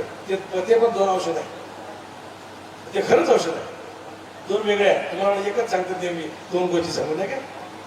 पहिली गोष्ट इमोशन देवाणघेवाण करणे, है ना. आपल्या अंतर्मनातल्या गोष्टी इतरांना सांगणे. इतरांना सांगणे म्हणजे कोणालाही सांगितलं करू नका, चांगल्या मित्राला सांगायला पाहिजे, है ना. म्हणतो ना मनातली गोष्ट जोपर्यंत सांगत नाही तोपर्यंत मग ते गमत नाही. देवाणघेवाण होऊ द्या. म्हणजे काय, हसायचं आणि रडायला आला की रडायचं. इमोशनल इंटेलिजन्स मध्ये एक गोष्ट महत्वाची आहे. आपण हसतही नाही रडतही नाही, इतक्या बंद झालंय, इतक्या विकासनच बंद झाले. हसायचं आणि रडायचं. हस म्हणलं की ही केलं की झालं, रड म्हटलं की बस असं केलं की झालं, की नाही. आजकाल लग्नात पण, मी एकदा लग्नात गेलो, माझी पुतणीचं लग्न होतं. आता ती वराड जायला निघाली. मी म्हटलं पोरगी रडली नाही. ती म्हणजे काका मेकअप खूप महाग आहे, ते खराब होईल. आणि मेकअप खराब झालं की परत तिकडे जाऊन पण आम्हाला ते फोटोशूट करायचे आहे नवऱ्याकडे जाऊन, नाही का. त्यामुळे आम्ही रडत नाही. आणि रडायचं असलं तरी मग ते काहीतरी ते असं ग्वास घ्यायचं थोडंसं असं लावून घेतलं की मग ते कळलं आपल्याला की ती काही रडली, है ना. पण आजही रडणारा एक माणूस असतो, तो म्हणजे बाप. तो एका कोपऱ्यात कुठंतरी, मग तो श्रीमंत असू द्या, गरीब असू द्या, कोणी असू द्या, तो आजही रडतो. तो आजही जसा आहे तसा आहे, है ना. आईच्या रडण्याकडे कोणाचं लक्ष नसते. हे इथं रडत जाणते काय, है ना. पोरगी घरी आली तरी रडते, नाही आली तरी रडते, है ना. तर तिच्याकडे काही लक्ष नसते, पण तो माणूस आजही रडतो बरं का. त्याच्यामुळे या दोन गोष्टी आयुष्यात करा. म्हणजे बाप रडतो म्हणजे माहिती आहे का, तरी आपली हिरो कोण असते, आई असते ना. सगळ्या आईवर कविता लिहिली म्हणजे आई माझा गुरु, कल्पतरू, काय काय करू, असं सगळं असतं. पण खरी विलन कोण असते माहिती तुम्हाला, खरी मैत्रीण कोण असते. परंतु आपण कधी त्या माणसाला हिरो, बाप विलन म्हणून दाखवतो. कशा एखाद्या त्याला राग आला ना तर दोन कानाखाली लावतो आणि मग आपण एखाद्या कोपऱ्यात बसलो, दिवसभर आपल्याला आपण जेवत नाही वगैरे वगैरे, मग बाप हळूच सांगतो मी पोरीला मारला आज, तिला जेवायला दे. आई छान ताट घेऊन जाते, पण कधीच सांगत नाही तुझ्या बापाला पाठवलं म्हणून. ती आजपर्यंत तिने कधीच सांगितलं नाही की हे वडिलांनी पाठवलं, म्हणून ती खोरी रिअल हिरो असते. आणि बाप हा अखेरपर्यंत विलन असतो, हा कधी दिखावा करतच नाही आणि ही कधी सांगतच नाही की त्या बापाला पाठवलेला. तिला पैसे द्यायचे असले तरी बाप म्हणून की हे पोरीला पैसे देऊन दे, कधी सांगणार नाही त्या बापाने दिले घे, मी म्हटलं म्हणून दिले ना, असं असतं. पण हा तो जो विलन असतो ना, तो विलन आहे म्हणून आपण कधीतरी हिरो असतो ना. तो जर का विलन नाही झाला ना तर आपण कधी घडतच नाही. त्याच्यामुळे त्याला आयुष्यभर विलन राहायला आवडतं. पण माहिती तुम्हाला बापाला, त्याला म्हणजे जाऊ आपण मुलांच्या वडिलांच्या नजरेत आपण विलन झालो तर चालेल, पण माझे पोरं हिरो झाले पाहिजे. आता तुमच्या आताच्या वडील एकामेकाला कवटावून रडतात, तरी आमचे बाप मंगळवारी वावरात जाऊन रडायचे. मग शेजारी सांगायचे कारण मंगळवार काही झालं होतं का, नाही म्हटलं बाप रडला तिकडे, आहे की नाही. म्हणजे मर्द लोक कमी दर्द नाही होता असे बाप असायचे. ठीक आहे, त्याच्यामुळे ह्या दोन गोष्टी करायच्या, इमोशन निघाले पाहिजे. कुकर पाहिला कधी? तुमच्या तालुक्यामध्ये किती शिटीत भात शिजतो? 3. आमच्याकडे तेवढंच शिजतो. बरं, एखाद्या त्या कुकरच्या शिटीवर हात ठेवा, काय होईल? काय होईल? ब्लास्ट. मग तसंच आपल्या मनात असलेल्या गोष्टी जर बाहेर काढल्या नाही ना, मग ते चौकात एखाद्या वेळ बाहेर येतात. मग काही बात नाही, आपण मग मंगळवार आहे का बुधवार आहे का पाहुणे आले काय आलं, मग दणानून चालते आपलं काम. ठीक आहे, त्याच्यामुळे जेव्हा जेव्हा इमोशन येते ना तेव्हा तेव्हा त्याला बाहेर वाटत चला. आपली चांगली मैत्रीण, आई, वडील यांच्याकडे जेव्हा जेव्हा रडायला येते तेव्हा खूप रडा. आणि नवऱ्यालाही सांगा की बाबा तुला रडायला येतो, तू आमच्या चोक्यात इथं ठेवून रडत चला. ठीक आहे, इमोशन सगळ्यांना सारखे असतात. आणि जेव्हा आपण या गोष्टी देवाणघेवाण करतो ना तेव्हा आपण फ्रेश राहतो, आनंदी राहतो. हा सगळ्यांनी स्मार्ट होतं माहिती तुम्हाला. तुम्ही हसत जा, दात काढण्यात आणि हसण्यात फरक आहे बरं का. हसायचं, दात काढायचं नाही, हसायचं. हसणं म्हणजे मनातून हसायचं. आम्ही हसायचो, आमचे वडील हसायचे, पडून खाली लोळून हसायचे ते, त्याला म्हणतो आपण हसणं. आणि आपलं ही म्हणलं की हसायचं नसतं. ठीक आहे, आपण बिनधास्त हसायचं है ना. सकाळी ब्रश करताना बिनधास्त खोकलायचं है ना. ठीक आहे, बिनधास्त राहायचं. ठीक आहे, त्यामुळे तुम्हाला हृदय विकार होणार नाही. ओके, कळलं तुम्हाला कसं जरा व्यवस्थित राहायचं. त्याच्यामुळे आता रडायला आलं की खूप रडायचं, हसायला आलं की खूप रडायचं. ठीक आहे, पण आतमध्ये साठवून काही ठेवू नका. ओके, ठीक ठीक. तर ही रिकव्हरी पोझिशन आहे, याला पण आपण मराठीत करू नाही म्हणजे काहीतरी वेगळा होईल. रिकव्हरी पोझिशन पार्ट असू द्या. त्याला एका कडेला घ्यायचा, हा हात खाली ठेवायचा आणि हा असं त्याला कडेवर का ठेवायचं आणि हा पाय असा का ठेवायचा, कारण तो थोड्या वेळ असं सरळ होत नाही. ओके, ठीक. नेक्स्ट. आता तुम्हाला काही प्रश्न असतील तर मला विचारा. ओके, हा माझा CPR विषय इथे संपतो आहे. आता आपला डेमो सुरू होणार आहे. तुम्हाला काही प्रश्न असतील तर मला विचारा. आणि तर आपण emotional psychological support in disaster management थोडक्यात 4-5 पॉईंटमध्ये मी उरकवतो याला. हां, ठीक आहे, डेमो आपण पाहणार. आतापर्यंत काही प्रश्न असतील तर विचारा, अदरवाईज नंतर आपण मी जाईपर्यंत विचारा. आमच्या NHQ नॅशनल हेडक्वार्टरने सांगितलं आहे की जोपर्यंत प्रश्नाचं निरसन होत नाही तोपर्यंत तुमचं ट्रेनिंग व्यवस्थित झालं नाही. हे तुम्हाला आले प्रश्न असतील तर बिनधास्त विचारा. ओके, आणि मी तुम्हाला हेही सांगितलंय की कारण नसताना टाळे वाजवायचं, वाटलं तर वाजवायचं, नाही तर नाही वाजवायचं. उगाच तुम्हालाही त्रास नाही मलाही नाही. ठीक आहे. हां, तर आपण काय करू, सायकोलॉजिकल सपोर्टेड डिझास्टर मॅनेजमेंट. आपत्तीमध्ये मानसिक संतुलन बिघडलेल्या लोकांना सांभाळणे. आपत्ती व्यवस्थापन. आपत्ती म्हणलं की आपत्ती कोणतीही, फक्त पूर म्हणजे आपत्ती नाही बरं का. एखाद्याच्या घरची एखादी व्यक्ती मेली म्हणजे त्याच्यावर आपत्ती आली की नाही. एखाद्या बसच्या ऍक्सिडेंटमध्ये एखादी मुलगी मेली, एखादी मुलगी त्याचा बाळ मेला, त्याच्यासाठी ते खूप मोठं संकट आहे. त्याच्यावर असणारी ती आपत्ती आहे. आपल्या गावात पाणी शिरलं, आपत्ती आहे. तुम्हाला अशा वेळेस कोणी 15-20 लाख रुपये मागणार नाही. तुम्हाला काय मागतील लोक अशा परिस्थितीमध्ये? तुम्हाला ते मागतील बीपीच्या पेशंटला बीपीच्या टॅबलेट्स, शुगरच्या पेशंटला शुगरच्या टॅबलेट्स. ओके, उत्तराखंडमधली परिस्थिती मी पाहिली. तिथे लोक पॅनिक क्रिएट होत होते. पॅनिक क्रिएट का होत होते? कारण बरेच 7-8 दिवस झाले तिथे नीड असेसमेंटच झालं नव्हतं. नीड असेसमेंट की मी त्यांना काय दिलं पाहिजे हेच माहिती आहे. जे ते उठलं घेतले 2 किलो तांदूळ, 3 किलो तांदूळ, 4 किलो डाळ, ही नीड नसते. बऱ्याचदा आपत्तीमध्ये फक्त आपण म्हटलं की या तालुक्यात मदत पाहिजे, मग उरलेल्या सगळ्या साड्या ट्रकमध्ये भरान घेऊन जा. साड्याच नीड नाही आहे ना लोकांच्या. नीड असेसमेंट झाली पाहिजे, आपण समजून घेतलं पाहिजे. बीपीच्या पेशंटला फक्त बीपीची टॅबलेट द्या, झाली.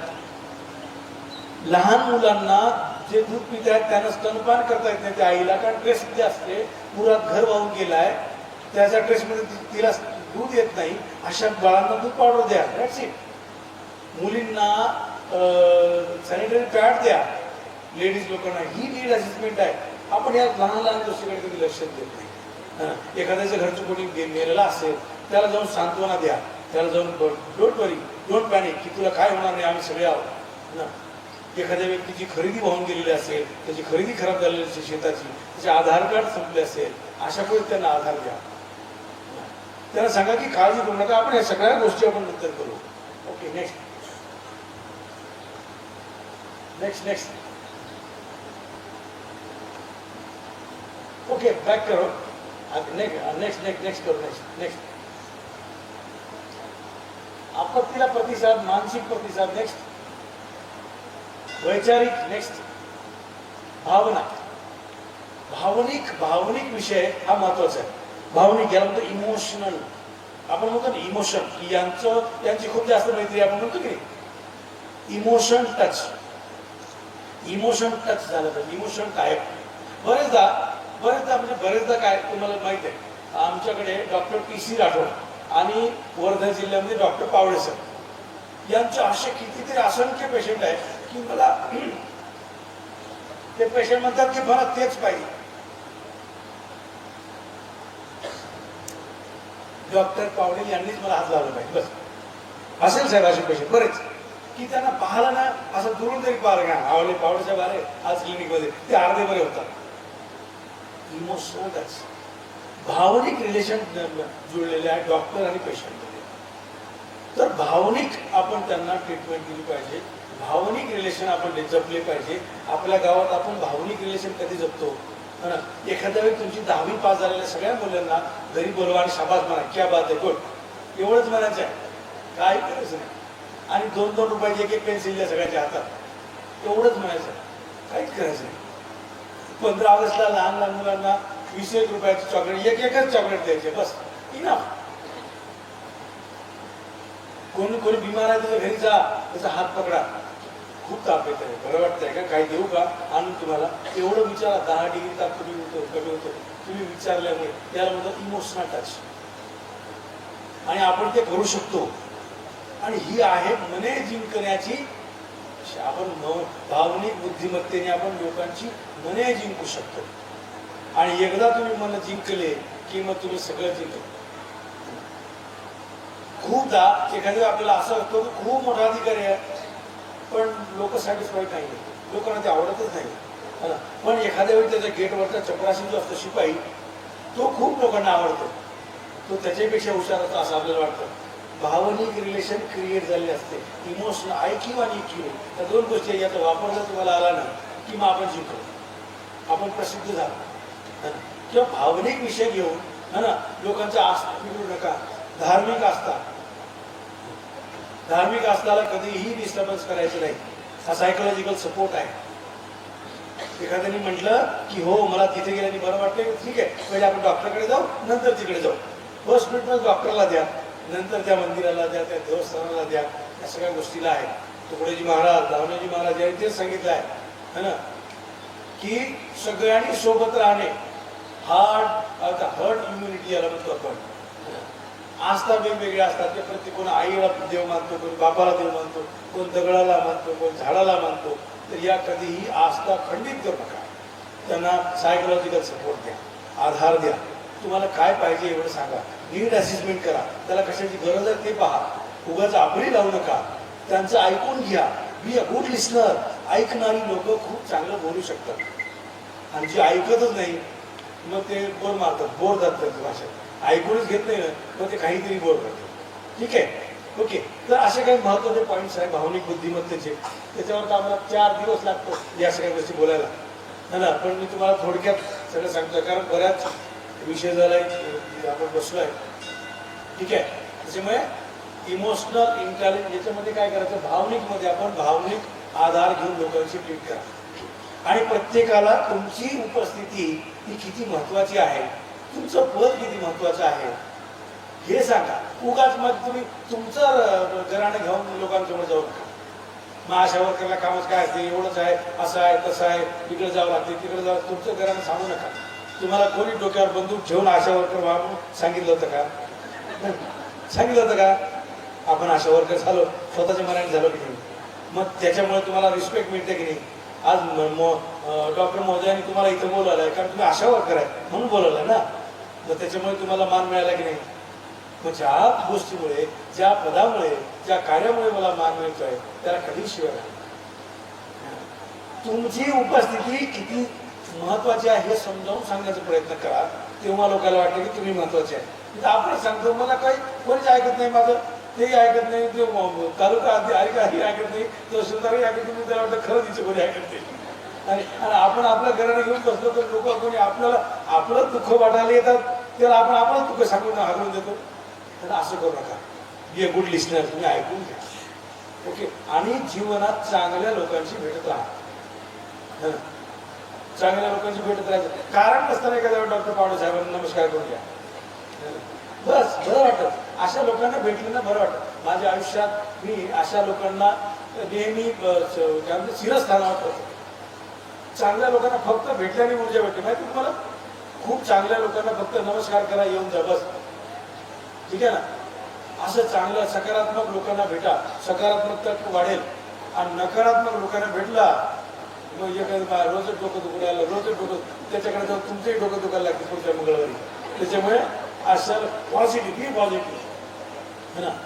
त्याच्यामुळे नाही एखाद्या वेळी काय असतं की आमच्या गावात एक तुम्हाला भजनी मंडळ होतं आणि त्या भजनी मंडळात एका महाराजांनी सगळ्यांना एक एक रुद्राक्ष दिलं. ते म्हणे कुठेही जायचं तो रुद्राक्ष घेतल्याशिवाय जायचं नाही. सगळं ते नीती नियमाने काम करायचे.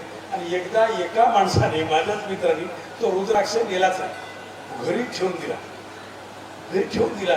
पण त्याच्यापर्यंत काय बने, 20 किलोमीटर गेला, 30 किलोमीटर गेला. पण त्याला 30 किलोमीटर नंतर आढळलं की मी रुद्राक्ष घरी विसरलो. आज आपलं काही खरं नाही, आता काहीतरी चुकीचं होते. मग हळूहळू त्याच्या डोक्यात त्यांचं 20 म्हणजे 10-20 मिनिटांचा तो जाऊन पडला आणि ऍक्सिडेंट झाला. रुद्राक्ष विसरलो म्हणून गाडीवरून पडलो. तर सकारात्मकचा जेवढा आपला प्रभाव पडतो, नकारात्मक गोष्टींचाही प्रभाव पडतो. त्याच्यामुळे सकारात्मक लोकांशी चर्चा करा, चांगल्या लोकांची लिस्ट बनवा, त्यांना दर रविवारी फोन करा, त्यांना भेटा आणि नकारात्मक लोकांपासून दूर राहा. ठीक आहे. त्याच्यामुळे चांगल्या लोकांची लिस्ट आपल्या आयुष्यात बनवून ठेवा. ओके. एक माणूस आहे, नाव मी सांगू देईल तुम्हाला, डॉक्टर पावडे साहेब. ठीक आहे. आता तुम्ही पुढचे नाव तुम्ही भरा तुमच्या यादीत. ओके. सो या गोष्टीमध्ये तुम्हाला काही नेक्स्ट विचारायचं होते बघ. वर्तन, बिहेवियर मी काही सांगितलं. ओके बस. कारण ही पुढे खूप डीप मध्ये आहे. मग त्याच्यात झोप न येण्याचे कारण, जास्त बोलणाऱ्याचे कारण, काही लोक भाषण देतात नाही का तुम्हाला. भाषणाचा विषय राहिला इकडे तो दुसऱ्याकडे घेऊन जातो. कारण बरेचदा आपल्याला बोलणारे लोक असतात, असे लोक आपल्याला बरेचदा आवडत नाही. बरेचदा लोक विचारतात, स्वतः प्रश्न विचारतात आणि स्वतःच उत्तर देतात. बरेच आपल्याला म्हणतात, अरे कुठे गेला तर बाजारात गेला होता, काय आलं पालकांनी, अच्छा घरी सगळं ठीक आहे, ठीक आहे ना, बरं ठीक आहे. आपण काही बोललोच नाही, तोच बोलला, त्यांनीच उत्तर दिलं, तोच निवड केला. ओके. सो अशा सगळ्या गोष्टी आहेत. मी आतापर्यंत या 2 विषयावरती बोललो. आता आपण CPR डेमो देणार आहोत. या डेमो नंतर किंवा त्या डेमोमध्ये तुमचे काही प्रश्न असतील तर मला सांगा.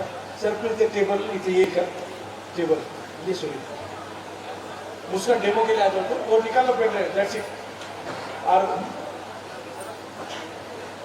आणि तुम्हाला जर कधीही डेमो पाहिजे असेल तर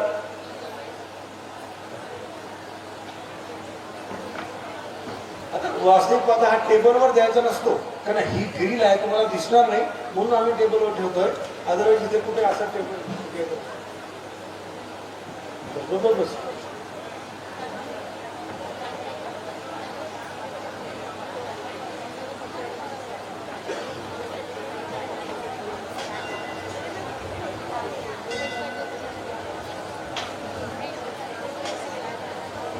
आमचा सहकारी आहे, आमच्यासोबत असं नेहमी. ओके, ही मेनी कीज आहे, त्याच्यावर आम्ही डेमो देतो नेहमी. फक्त इथे तुम्हाला दाखवण्यासाठी आम्ही टेबलवर ठेवतोय. अदरवाईज हा डेमो कधीही टेबलवर द्यायचा नसतो. परत एकदा, कारण याच्यावर ऑब्जेक्शन पण येऊ शकतात, कारण आपण लाईव्ह पण चालू आहे. बरेचदा डेमो आपण टेबलवर द्यायचा असतो इथे आपण. परत आपण एक तुमचं काय 1-2 लोकांचा डेमो तिथे पण घेऊ आपण, ठीक आहे, किंवा इथे. ओके सर, आपण काय मगाशी काय म्हटलं की इमॅजिनरी प्लस करायचं, imaginary plus. Okay, imaginary plus कसा करायचा? हा इथे आहे, इथून हा सरळ लाईन आणि इक्वल लाईनला टच करत आडवी लाईन, हा जो छेद निर्माण होतो इथे आपला हार्ट आहे, इजंट. ओके, आणि हे का सांगतोय? कारण याला आपण थोडंही इथे लेफ्ट राईट इकडे कुठेही दाबलं ना तर काही बरगडी मोडेल. आणि CPR कधी द्यायचा? मी तुम्हाला काय फॉर्म्युला सांगितलं होतं मी मग, आणि त्या फॉर्म्युल्यानी DRSAB, ठीक आहे. पहिला काय करायचं? Danger zone. डेंजर मध्ये काय आहे का? काय तर आपण पहिला डेंजर चेक करा, D. नंतर R for response, response check करा. या खांद्यावरती हात मारायचा, हे हॅलो, इथे हात का मारायचा? बरेचदा तो आपल्याला ऐकत असतो पण त्याला बोलता येत नाही, तो ट्रॉमामध्ये आहे. त्याला इथे जर आपण जोरात मारलं तर त्याला सेन्सेशन होईल, काहीतरी मुवमेंट करेल किंवा तो रिस्पॉन्ड करेल किंवा हालेल, म्हणून त्याला पहिला रिस्पॉन्स चेक करायचा आहे. अदरवाईज आपण CPR दिलं, तुम्हाला सांगितलं ना, कॉन्शियस माणसाचं बरगडी मोडेल किंवा ते ना स्टर्नम पण मोडू शकतो, ठीक आहे. ओके, रिस्पॉन्स नंतर DR, नंतर shout for help. Okay, shout for help, मदतीला बोलवा किंवा एखाद्याला सांगा की ॲम्ब्युलन्सला फोन करा आणि ॲम्ब्युलन्स बोलून घ्या. नंतर एअरवेज, एअरवेज कसे करणार आपण? चोकोपायकडे क्लिअर करा, याला टिल्ट करू सर, आणि इथे नाकाजवळ हा बोट ठेवा. नंतर त्याचा एक फॉर्म्युला आहे, लुक लिसन फील. लुक लिसन फील म्हणजे असं पाहिजे, याला म्हणतो आपण लुक लिसन फील. लुक म्हणजे काय? आपण कुठे पाहायचं? इथे पाहायचं आहे. लुक लिसन फील, लुक इथे पाहायचं आहे. बरेचदा इथे पाहिल्याने काय होतं हे, अच्छा असं मग आपण खाली ठेवू शकतो ना, तर तुला हे दाखवता आलं तर ठीक आहे, चालते ना. पण हे मदतीचं अँगल. अच्छा ठीक आहे. सो ओके, लुक लिसन फील. आपण केलं लुक लिसन फील. फील आपण लुक कुठे पाहायला, कुठे आपण आपलं आपलं पोट खालीवर जातं. लिसन ऐकतोय, काय ऐकतो आपण? श्वासोश्वास ऐकतोय आपण. आणि फील काय करतोय? गालाला फील करतोय. गाला इथे याचे पण श्वासोश्वास घेतोय, इथे फील होईल. आपण इथेच का फील करतोय? काही खूप सेन्सिटिव्ह आहे हा पोर्शन, गाल. पाठीवर मारलं तर राग येत नाही, गालावर मारलं तर मग काही खरं नाही, त्याच्यामुळे हे खूप सेन्सिटिव्ह आहे. मग लुक लिसन फील हा त्याचा फॉर्म्युला, लुक लिसन फील. मग आपण इथे पाहायचं अपडाऊन खालीवर जात आहे का, त्याचाच हात अपडाऊनवर ठेवायचा आहे, इथे सगळं फील करायचं नाही आहे. मग एक पल्स चेक करायची असते. कोणती पल्स? एक पल्स आहे, याला ही पल्स, याला काय म्हणतो आपण? याला आपण रेडियल पल्स म्हणतो, बरोबर सर? बरं, बरेचदा रेडियल लागत नाही ही पल्स. आता ही पल्स कशी चेक करायची? रेडियल पल्स कशी चेक करायची?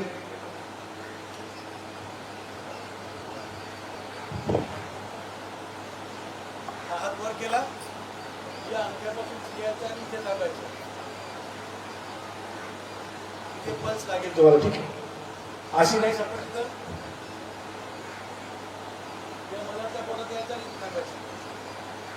तुम्हाला मिळेल. नाही तर मग नर्सिंग मध्ये असं शिकवतात, हे पण बरोबर आहे. परंतु गावात कशी पाहतात नाडी, गोव्यात कशी नाडी पाहतात, जे कुठेच लागत नाही त्याचीच पल्स त्याला लागते. बरेचदा अंगठ्यातली पल्स म्हणजे नाडी पाहणाऱ्याने जर इथे हात पकडला तर त्याला बाबा म्हणा तू घरी जा आता, असं काही पल्स नसते. इथे पाहतो तो पल्स आहे इथे, बरेचदा ही पल्स लागत नाही. पण आता काय केलं, वेळ वाचवायचा. मी काय म्हटलं की पूर्ण प्रोसेस 30 सेकंदामध्ये झाली पाहिजे, त्याच्यामध्ये कॅरोटेक पल्स सोपी आहे. कॅरोटेक पल्स कुठे आहे? ही कॅरोटेड पल्स इथे त्या खड्ड्यामध्ये इथे फील करा. ही कॅरोटेड पल्स ठक ठक ठक ठक लागेल. ही सगळ्यात अखेरची आणि सगळ्यात जवळची हृदयाची. असं पाहायचं नाही. असं का नाही पाहायचं नाही का एखाद्या विक्टिमला आपण असं पाहतो आणि एखाद्या फोटोग्राफरने फोटो काढला मी यानं मारून टाकलं त्याला गळ्यात. त्याच्यामुळे ही पद्धत नाही फर्स्ट एडची. हे अंगठा असं दाबायचं आणि इथून असं पाहिजे. प्रॅक्टिस करा.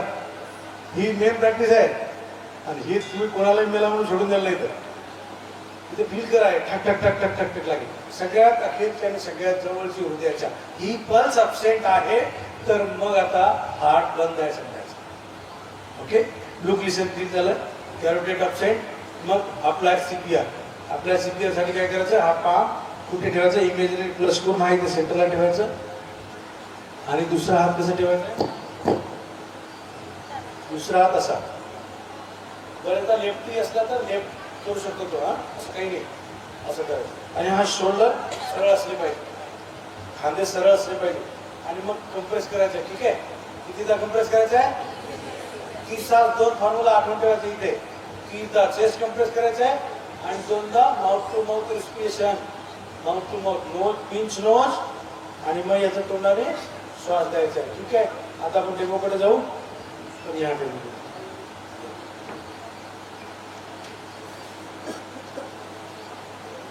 अभी अगर नीचे दिखा आप दिखा सकते तो देखिए. नहीं थोड़ा इधर हो जाएगा. ठीक है.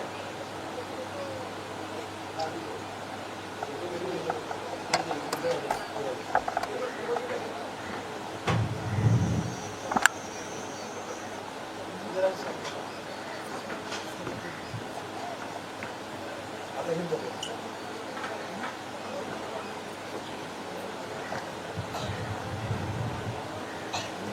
असं पहिले तर त्या विक्टिमकडे असं बसायचं. गुडघ्यावर बसायचं. गुडघे असे सरळ असले पाहिजे. हा सरळ पाहिजे.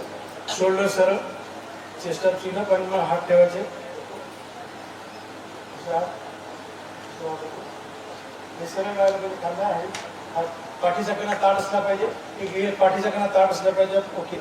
स्टार्ट. 1 2 3 4 5 6 7 8. हा प्रेशर दोन्ही खांद्याचा पडला पाहिजे.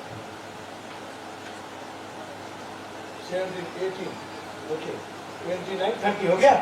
30दा चेस्ट कंप्रेस. चेस्ट कंप्रेस किती केलं. 1 ते 1.5 इंच. ओके. नंतर कॅरोटेड पल्स चेक करेंगे. फिर एक बार है तो कॅरोटेड अबसेंट है ना. चलो पिंच नोज आणि माउथ टू माउथ रेस्पिरेशन. श्वास घ्यायचा जोरात. श्वास घ्यायचा आणि जोरात त्याला हवा द्यायची आहे. थोडीशी हवा घेऊन थोडीशी दिल्याने काय होणार नाही. खूप सारं घ्यायचं आणि एकदा एक्सपांड झालं पाहिजे लंग्स त्याचे एकदम. परत कॅरोटेड पल्स चेक करायची. बरेचदा 2% मध्ये कॅरोटेड पल्स परत चालू होते.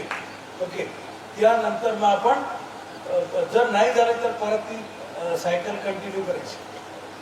बरेचदा जर ॲक्सिडेंटमध्ये तोंडाला खराब असेल. दात जर आतमध्ये गेले असेल तर त्याला चेस्ट कंप्रेस करायचं. ॲम्ब्युलन्समध्ये पण चेस्ट कंप्रेस करतच न्यायचं हॉस्पिटलाइज पर्यंत. जर तो कॉन्शियस नाही झाला तर आपण काय करतो. चेस्ट कंप्रेस करतो म्हणजे आपण चेस्ट कंप्रेस करतोय म्हणजे आर्टिफिशियली हृदयाचं काम हृदयाला करायला भाग पडतोय आणि ब्रेनला रक्तपुरवठा देतोय.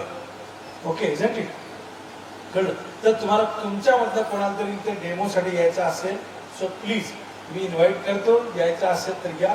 डेमो करायचा असेल तर करा. किंवा मग डॉक्टर साहेब उभे राहून तुम्हाला बोलवतील की तुम्ही या म्हणून. ठीक आहे. सो तुमच्यामधून रेड क्रॉसमधनं कोणाला यायचं असेल तर रेड क्रॉसमधून पण कोणाला यायचं असेल तर डेमोसाठी येऊ शकता.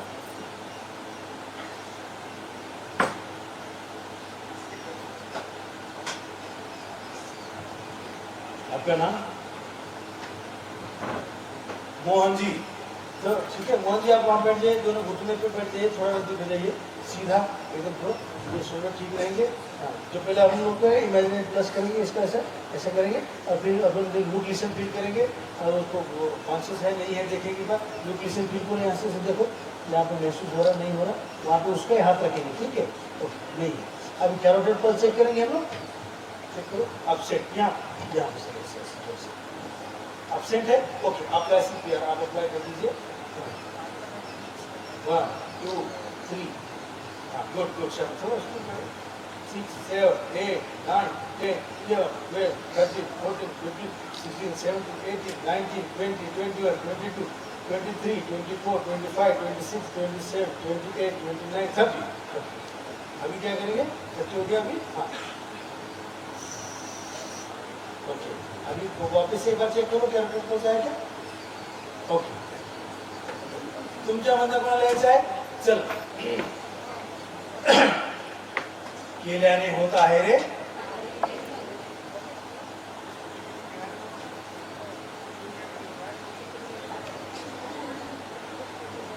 आणि या मेथडला जगात मान्यता आहे. अमेरिकेमध्ये प्रत्येक तिसऱ्या माणसाला शिकवायला येतोय. पहिले काय करायचं मॅडम? पहिले हम लोग उसकी याला पाहायचं असं आणि क्या हा डेंजर रिमूव्ह करायचा. म्हणजे याला कुठे तार लागला आपण आणि तो दोन्ही सेम असलं पाहिजे. ते झालं की मग आपण जवळ बसतो.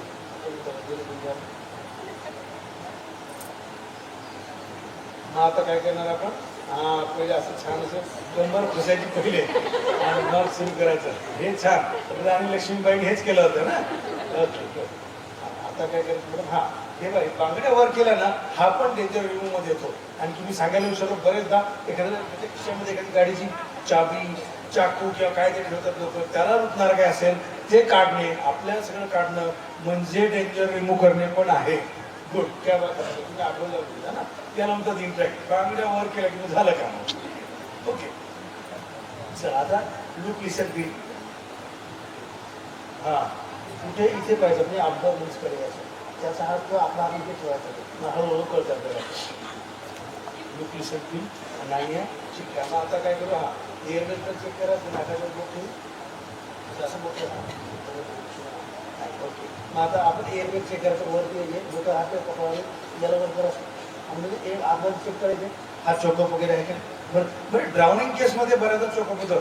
ते पाण्यातले जे शेवळ्या वगैरे असतात ते अडकून जातात. ड्राउनिंग केसमध्ये बरं. ओके, आता क्लिअर आहे. ओके, आता सोडून द्या. आता चेस्ट पल्स अबसेंट आहे. आता आपल्याला इमॅजिनरी प्लस करायचं. Imaginary plus.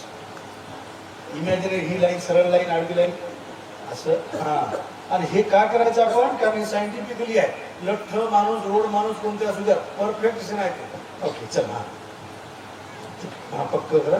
शोल्डर एकदम सरळ. हा, कंबरेतून नाही बघायचं, पूर्ण इथून बदलून द्यायचं पूर्ण. हा, ओके, चल स्टार्ट. 1, 2, एकदम फास्ट झालं. हळू. हां, अंदाज घ्या थोडा.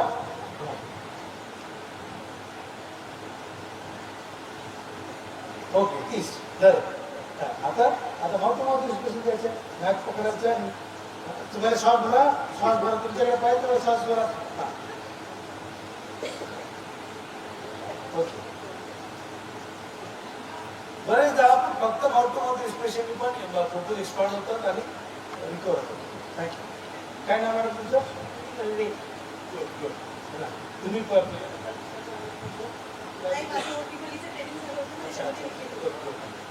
ओके, चला. मॅडम छान केलं. आणि कोण करायचं आहे? तुमचे काही प्रश्न असतील? येस, तुम्हाला करायचं? येस. हां, मग इकडनं झाला. आता इकडनं झाला की जा. आणि इथे असणाऱ्या त्या आपल्या व्हॉलंटियर्सना काही करायचं प्लीज. तुम्ही पण या आणि या तुम्ही पण. आता 2 मॅन सीपीआर करू आपण. 2 पीपल सीपीआर. 2 पीपल दोघांनी करायचं. एकाने माउथ टू माउथ रिस्पिरेशन आणि एकाने चेस्ट कंप्रेशन करायचं. आणि आता तुम्ही पूर्ण मोजायचे. 3 झालेच पाहिजे.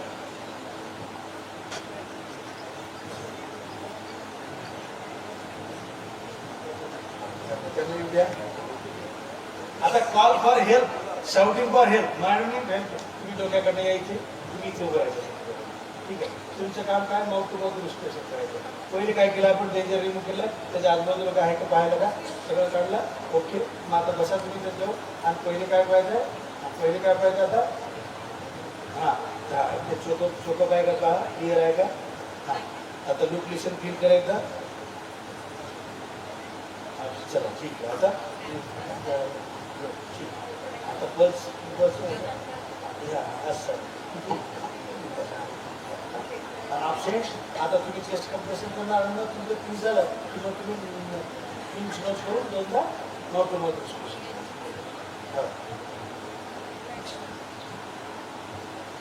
ओके, चला सगळ्यांनी मजा जाता. नाही नाही नाही असं तर उडणार नाही एकदम असं तुम्ही असं नाही. पूर्ण भाग द्यायचा. चला हा 1 2 3 4 नाही फास्ट झालं 1 एक तर 1.5 इंच पण गेली पाहिजे. हा असं गुड गुड. हॅलो 9 10 11 12 13 14 16 17 18 19 20 21 22 23 24 30. हा आता पिंच श्वास घ्यायचा आहे सर. अजून तर नंतर काय ठीक, आठ good. वाजता ओके आला चला. मी जेवलो कुठं आणि बरेचदा काय होतं अजून काय आवाज की आपण कम्प्रेशन करत असताना 1 ते 1.5 इंच गेलंच पाहिजे. चेस्ट कम्प्रेस झाली पाहिजे एवढं लक्षात ठेवायचं.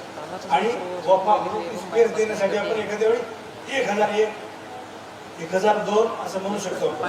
त्या रीती ब्रीथिंग मेंटेन राहतं. ओके आणि तुम्ही रिस्पॉन्स चेक नाही केला बापू कसं केला असं नाही आहे. रिस्पॉन्स त्यांच्या खांद्यावर हात मारायचा असतं आपल्या जोरात. करा एकदा करा हा जोरात दोन्ही हात मारायचं. इतक्या प्रेमाने त्याला ऐकून त्याला ऍक्सिडेंट झाला त्याचा. हे हॅलो मॅडम एकदा एकदा तुम्ही करा.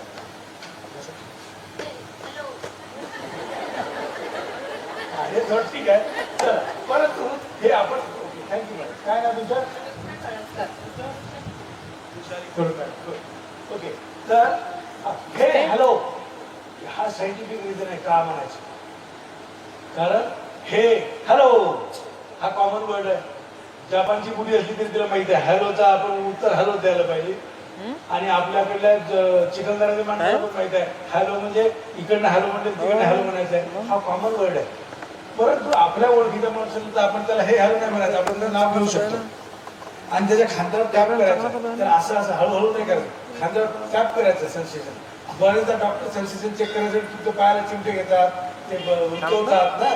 तो एक प्रकार आहे सेन्सेशन चेक करण्याचा. ठीक आहे त्याच्यामुळे तसं आपण असं हे हॅलो असं असतं.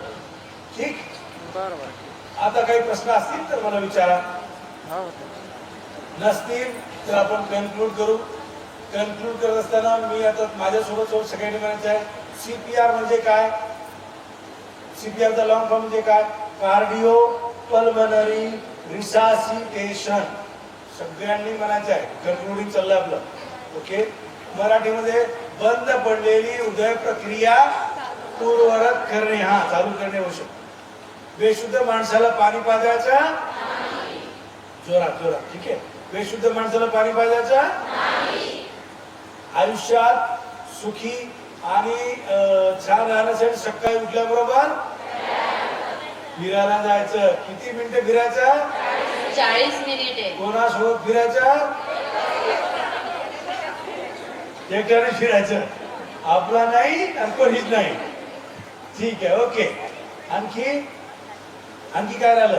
येस येस बेशुद्ध व्यक्तीला आपण CPR करू शकतो.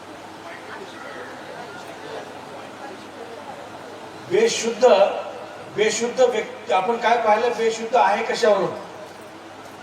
कॅरोटेड पल्स अब्सेंट असेल तरच त्याला आपण CPR द्यायचा आहे. कॅरोटेड पल्स अब्सेंट असेल तर लक्षात ठेवा बेशुद्ध माणसाची कॅरोटेड पल्स अब्सेंट नसते. त्याला असते प्रेझेंट आहे. ओके किंवा त्याला तर आपण टॅप केलं तर तो पटकन रिस्पॉन्ड करेल म्हणून आपण रिस्पॉन्ड चेक करतोय. लुक्लिशन फील मध्ये त्याचं पोट थोडं खाली वर झालं तर तो बेशुद्ध आहे. पण तो आणि पण याच्या हे नाहीये त्याला तो काय CPRची आपल्याला काय चेस्ट कम्प्रेस करायची गरज नाही आहे. ओके जेव्हा कॅरोटेड पल्स अब्सेंट असेल लुक्लिशन फील पण तो अब्सेंट आहे अशा परिस्थितीत आपण त्याला चेस्टला कम्प्रेस करायचं आहे. ओके बेशुद्ध माणूस शुद्धीवर येतो. परंतु आघाडीमध्ये काय होतं बरेचदा फीटमध्ये होतो खूपदा फीटमध्ये काय होतं फीटमध्ये उपचार काय बरेच लोक विचारतात. फीटमध्ये उपचारच नाही कारण फीट हा आपसूक बरा होतो. फीटमध्ये काही सेकंदासाठी मायनर सेकंदासाठी ब्रेनला रक्तपुरवठा खंडित होतो आणि म्हणून त्याला त्या सगळ्या गोष्टी होतात आणि तो आपसूक बरा होतो. जर तो ज्या हार्डली 3 मिनिटात 4 मिनिटात बरा झाला नाही तर मग त्याचं सगळं मग आपण DRSAB चेक करायचं आणि जर कॅरोटेड पल्स अब्सेंट असेल तर त्याला CPR द्यायचं. बरेचदा आकडीमध्ये कन्व्हर्जनमध्ये चोकअप होतो त्याला उलटी येते आणि ते आपसूक आपोआप ते चोकअप होऊन जातो, ते चेक करायचं ओके. त्याला कांदा चप्पल हे सगळं काही त्याला नाकाला लावायचं नाही. बरेच लावतात ना आपल्याकडे, अशाने काहीही होत नाही. आता बरेच लोक म्हणतात की सर आमच्या गावाकडे आम्ही आतापर्यंत लावत आलो कांदा चप्पल, तर ते कसं काय दुरुस्त झालं. तर तो ऑप्शन पण लावतो आपण, त्याच्यात ते लावतो ठीक आहे. त्याच्यामुळे तो विषय त्याला ज्याला फिट येते त्याचा हेड इंजुरी होऊ देऊ नका. हेड इंजुरी सगळ्यात डेंजरस आहे ओके. आणखी काय प्रश्न कुछ है? जैसे सांगतो एखादा व्यक्ती बेशुद्ध पडला आणि तो याला आपण हार्ट अटॅकच आला हे आपण कसं समजायचं? त्याचे साईन मी म्हणलं ना की आपण त्याचा बेशुद्ध आहे. बेशुद्ध असल्याबरोबर लूक लिसन फील ॲब्डॉमन्स पण रिस्पॉन्ड करत नाहीये, कॅरोटिड पल्स पण नाही आहे आणि त्याचा एअरवेज बरेचदा चोकअप झालाय. बेशुद्धीचे कारण हे आहे की बरेचदा बेशुद्ध आपण बेशुद्ध म्हणजे मगाडी हे दाखवलेलं आहे की ऍक्सिडेंटमध्ये हेड इंजुरी झाली, तो बेशुद्ध झालाय. पण कॅरोटिड चालू आहे तर त्याला त्याचा हार्ट सुरू आहे. कॅरोटिड पल्स अपसेट आहे म्हणजे तुमचा हार्ट बंद आहे. आणि हार्ट अटॅक म्हणजे हार्ट बंद आहे, त्याचं काम बंद झालेलं आहे. आणि आपण सीपीआर देतो म्हणजे आपण डॉक्टर नाही आहे, आपण फक्त प्रथमोपचार आहे. प्रथमोपचार देतोय त्याला आणि आपण त्याची हृदय प्रक्रिया काय करतो, आपण ब्लड सर्क्युलेशन त्याच्याकडे पोहोचवण्याचा काहीतरी तात्पुरता उपाय करतोय आपण त्याला, ठीक आहे ना. बेशुद्ध म्हणजे त्याला हार्ट बंद झाला नाहीये असं नाही. कॅरोटिड पल्स जोपर्यंत प्रेझेंट आहे तोपर्यंत तो बेशुद्ध झाला नाही. म्हणून तर आपण ते सगळे फॉलो करतोय ना.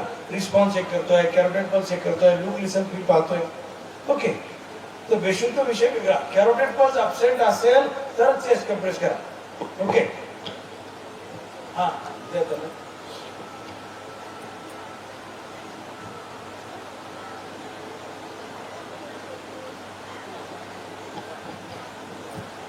सर एखादा प्रश्नाचा हार्टचा असला, हार्ट प्रॉब्लेम असला त्याला जर अटॅक आला तर आपण त्याला सीपीआर देऊ शकतो का? हो, कॅरोटिड पल्स अब्सेंट असेल तर तुम्ही सीपीआर दिलाच पाहिजे. कॅरोटिड पल्स अब्सेंट आहे तर त्याला आपण सीपीआर दिलंच पाहिजे. पण सीपीआर देण्याची पद्धती या रूल्स हे सगळे आपण DRSAB फॉलो केलंच पाहिजे. डेंजर झोनमध्ये तो नसला पाहिजे, आपण नसलो पाहिजे, लूक लिसन फील केलं पाहिजे, रिस्पॉन्स चेक करायचा आहे. परत तो कॅरोटिड पल्स अब्सेंट आहे तर मग आपण चेस्ट कंप्रेस करायचं आहे ओके. हा येस, मला वाटलं सगळे बोर झालं तुम्ही. सर हे CPR करताना सर सगळ्याच हे केलं, डेंजर आणि रिस्पॉन्स पण चेक केला, पण एक पॉइंट सुटला ना सर. कोणचा? ते हे शाउट फॉर हेल्प ते कोणीच नाही केलं. आणि डेमो मध्ये केलं नाही, पण डेमो मध्ये बरेचदा नवीन लोक राहतात. पण लास्ट डेमो मध्ये आपण शाउट फॉर हेल्प केलं ना. दोन लोक होते, दोन लोक एक मदतीला आपण गृहीत धरलं नाही, मदतीला बोलवलं नाही. ऍम्ब्युलन्स जसं आम्हाला ट्रेनिंग झालं ना आता. शाउट फॉर हेल्प म्हणजे एक तर ऍम्ब्युलन्स किंवा मग एखादा डॉक्टर किंवा मदतीला कोणी पण चालेल. कॅज्युअल्टी कॅरिंग मेथड मध्ये शाउट फॉर हेल्प DRSAB है ना, शाउट फॉर हेल्प आहेच, त्या फॉर्म्युला तो आहे ओके. ठीक आहे, मग आपण डेमो मध्ये केलं नाही पण तो करायला पाहिजे. हा पॉइंट आहे ओके.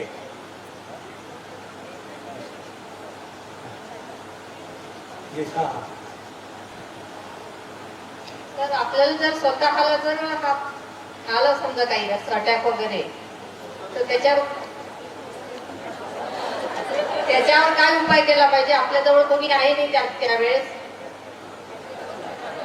हा, त्याच्यात पहिली गोष्ट की स्वतः असे काही सिम्पटम्स आपल्याला येत असेल तर पहिली गोष्ट की आपण घाबरून जातो, तेव्हाच हार्ट अटॅक सारखे सिम्पटम्स येतात. घाबरायचं नाही. तुमच्याकडे जर ती टॅबलेट असेल तर ती जिभेखाली ठेवायची, नसेल तर त्याला आपण कोणाचा call for help, shout for help, या दुसऱ्या गोष्टी कोणाला तरी मदतीला बोलवून घ्या ओके. आणि बरेचदा त्या म्हणतो की आपण व्हॉट्सअपवर लिहिलं खूप जोरात खोकलायला पाहिजे, परंतु ते मला नाही वाटत ते कामात येईल. कारण बरेच लोकांचं ते मी पाहिलं आहे की ते असं नाही कर. मदतीला कोणाला तरी बोलवा, एकटे असेल तर पटकन कोणाला तरी फोन करा किंवा आपण कोणाचं तरी जिथे लोक असतील तिथे स्वतः पोहोचा ओके. नेक्स्ट. हा,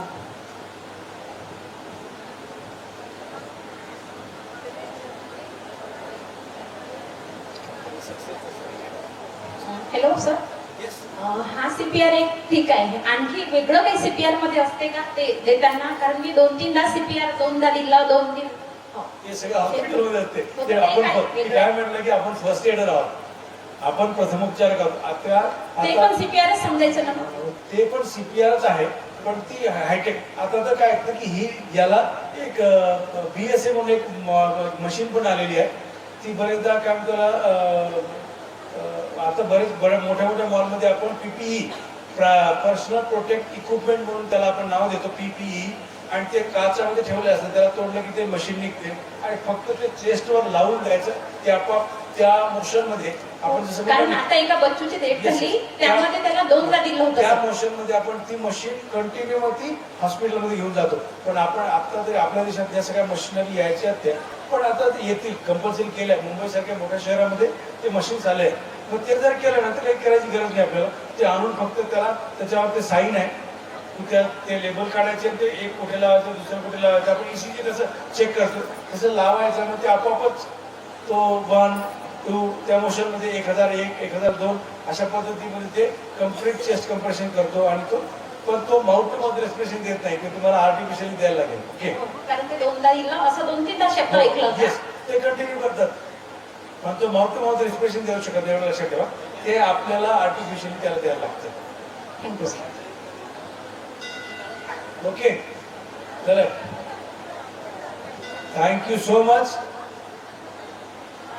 CPR आणि भावना सायकोलॉजिकल सपोर्ट केअर हा विषय झालेला आहे. आणखी परत तुम्हाला डेमो जर पाहिजे असेल भैया वहां से यूट्यूब ओपन करो, TDRF ऐसा यूट्यूब ओपन करो. ते झालं ना, तर ते तुम्हाला दाखवतो. यावरती तुम्ही जाऊन कधीही डेमो पाहू शकता. इसको बताइए तो.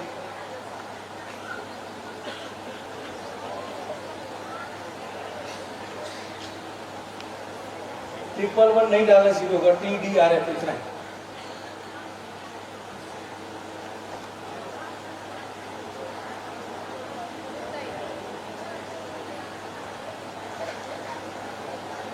तुमच्या मोबाईल आता इथे जसं होतं तसं करून पहा. तुम्हाला ते डेमो मध्ये व्हिडिओ तुमच्या इकडे येऊन जाईल. त्याच्यावरती ते दाखवतील डेमो. YouTube उघडा, त्याच्यावर TDRF असं लिहा.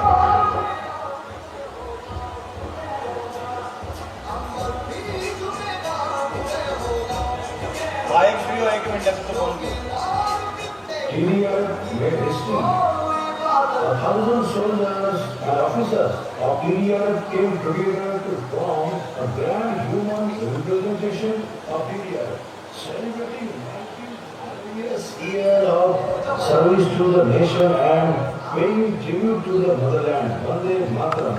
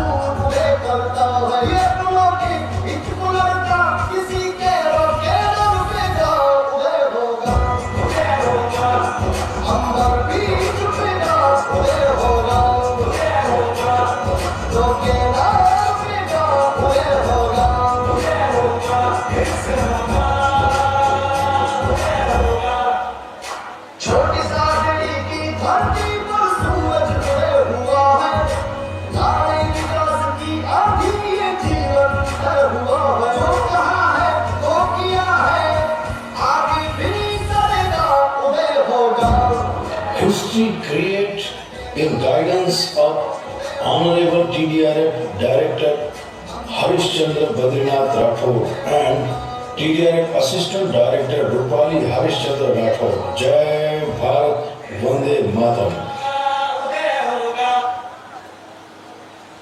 सो हा व्हिडिओ डिझास्टरमध्ये काम करणारी ही लोक आहेत सगळी, जे उत्तराखंडमध्ये काम केलं आहे. अशा लोकांचं दरवर्षी आमचा ट्रेनिंग कॅम्प असतो डिझास्टर रिलेटेड, सगळे फर्स्ट एडचा. ओके, तर याच्यावरती तुम्हाला CPRचे डेमोज आणि त्याचे प्रोसेस पाहायला मिळतील. या ऑफिशियल चॅनल आहे तो CPRचा, त्याच्यावरती पाहायला मिळतील. यूट्यूबवरती बरेच सगळ्या गोष्टी खऱ्या असतात, हा विषय नाही. ओके, त्यामुळे तुम्ही गुगलवर जाऊन असं सर्च करायचं, यूट्यूबवर जायचं, यूट्यूबवर गेलं की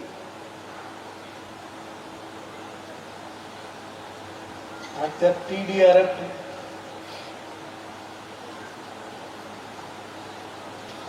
ओके सर्च, हाँ यस यस यस वो यस यस तो लोग खालचा खाल नीचे नीचे हाँ yes click okay click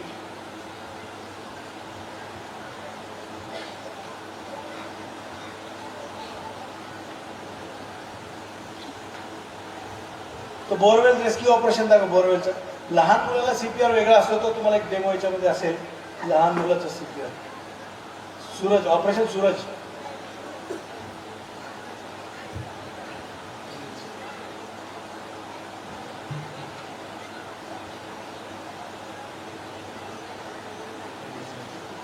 borewell borewell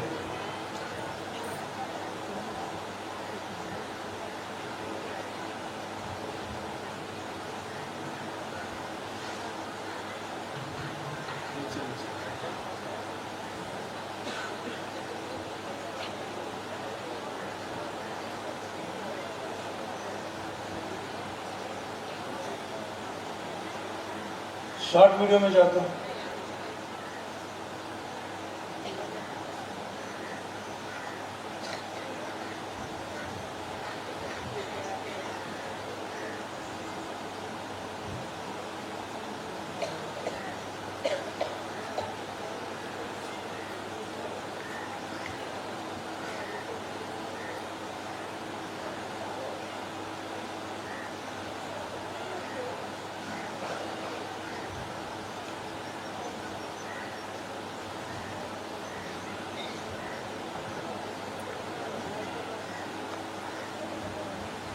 borewell borewell वरती वरती वरती.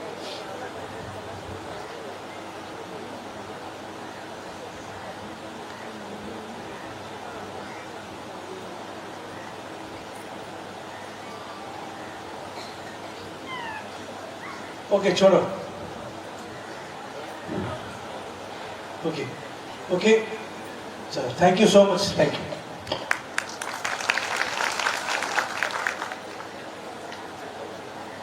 Thank you sir, thank you very much, thank you very much. आज आपण या कार्यशाळेला फार असं अमोल असं मार्गदर्शन केलं, त्याबद्दल तुमचे फार फार धन्यवाद. उपस्थित सर्व येथे ज्या आशा वर्कर आहे त्यांनी सर्वांचं मार्गदर्शन फार आत्मसात केलं, त्याबद्दल त्यांचं सत्कार करणं फार अनिवार्य आहे. आणि म्हणून मी डॉक्टर पावलेसाहेब व दीक्षित सर यांना व्यासपीठावर निमंत्रित करतो की त्यांनी माननीय राठोड सर यांचं सत्कार करावा.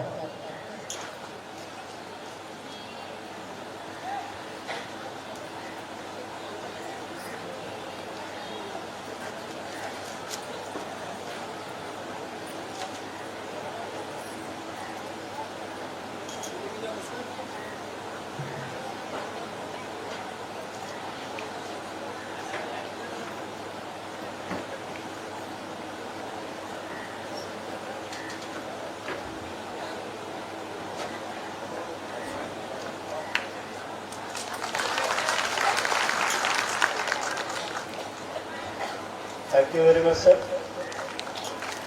यानंतर मी सतीशराव ठाकरे सर यांना विनंती करतो की त्यांनी कार्यक्रमाचं आभार प्रदर्शन करावं.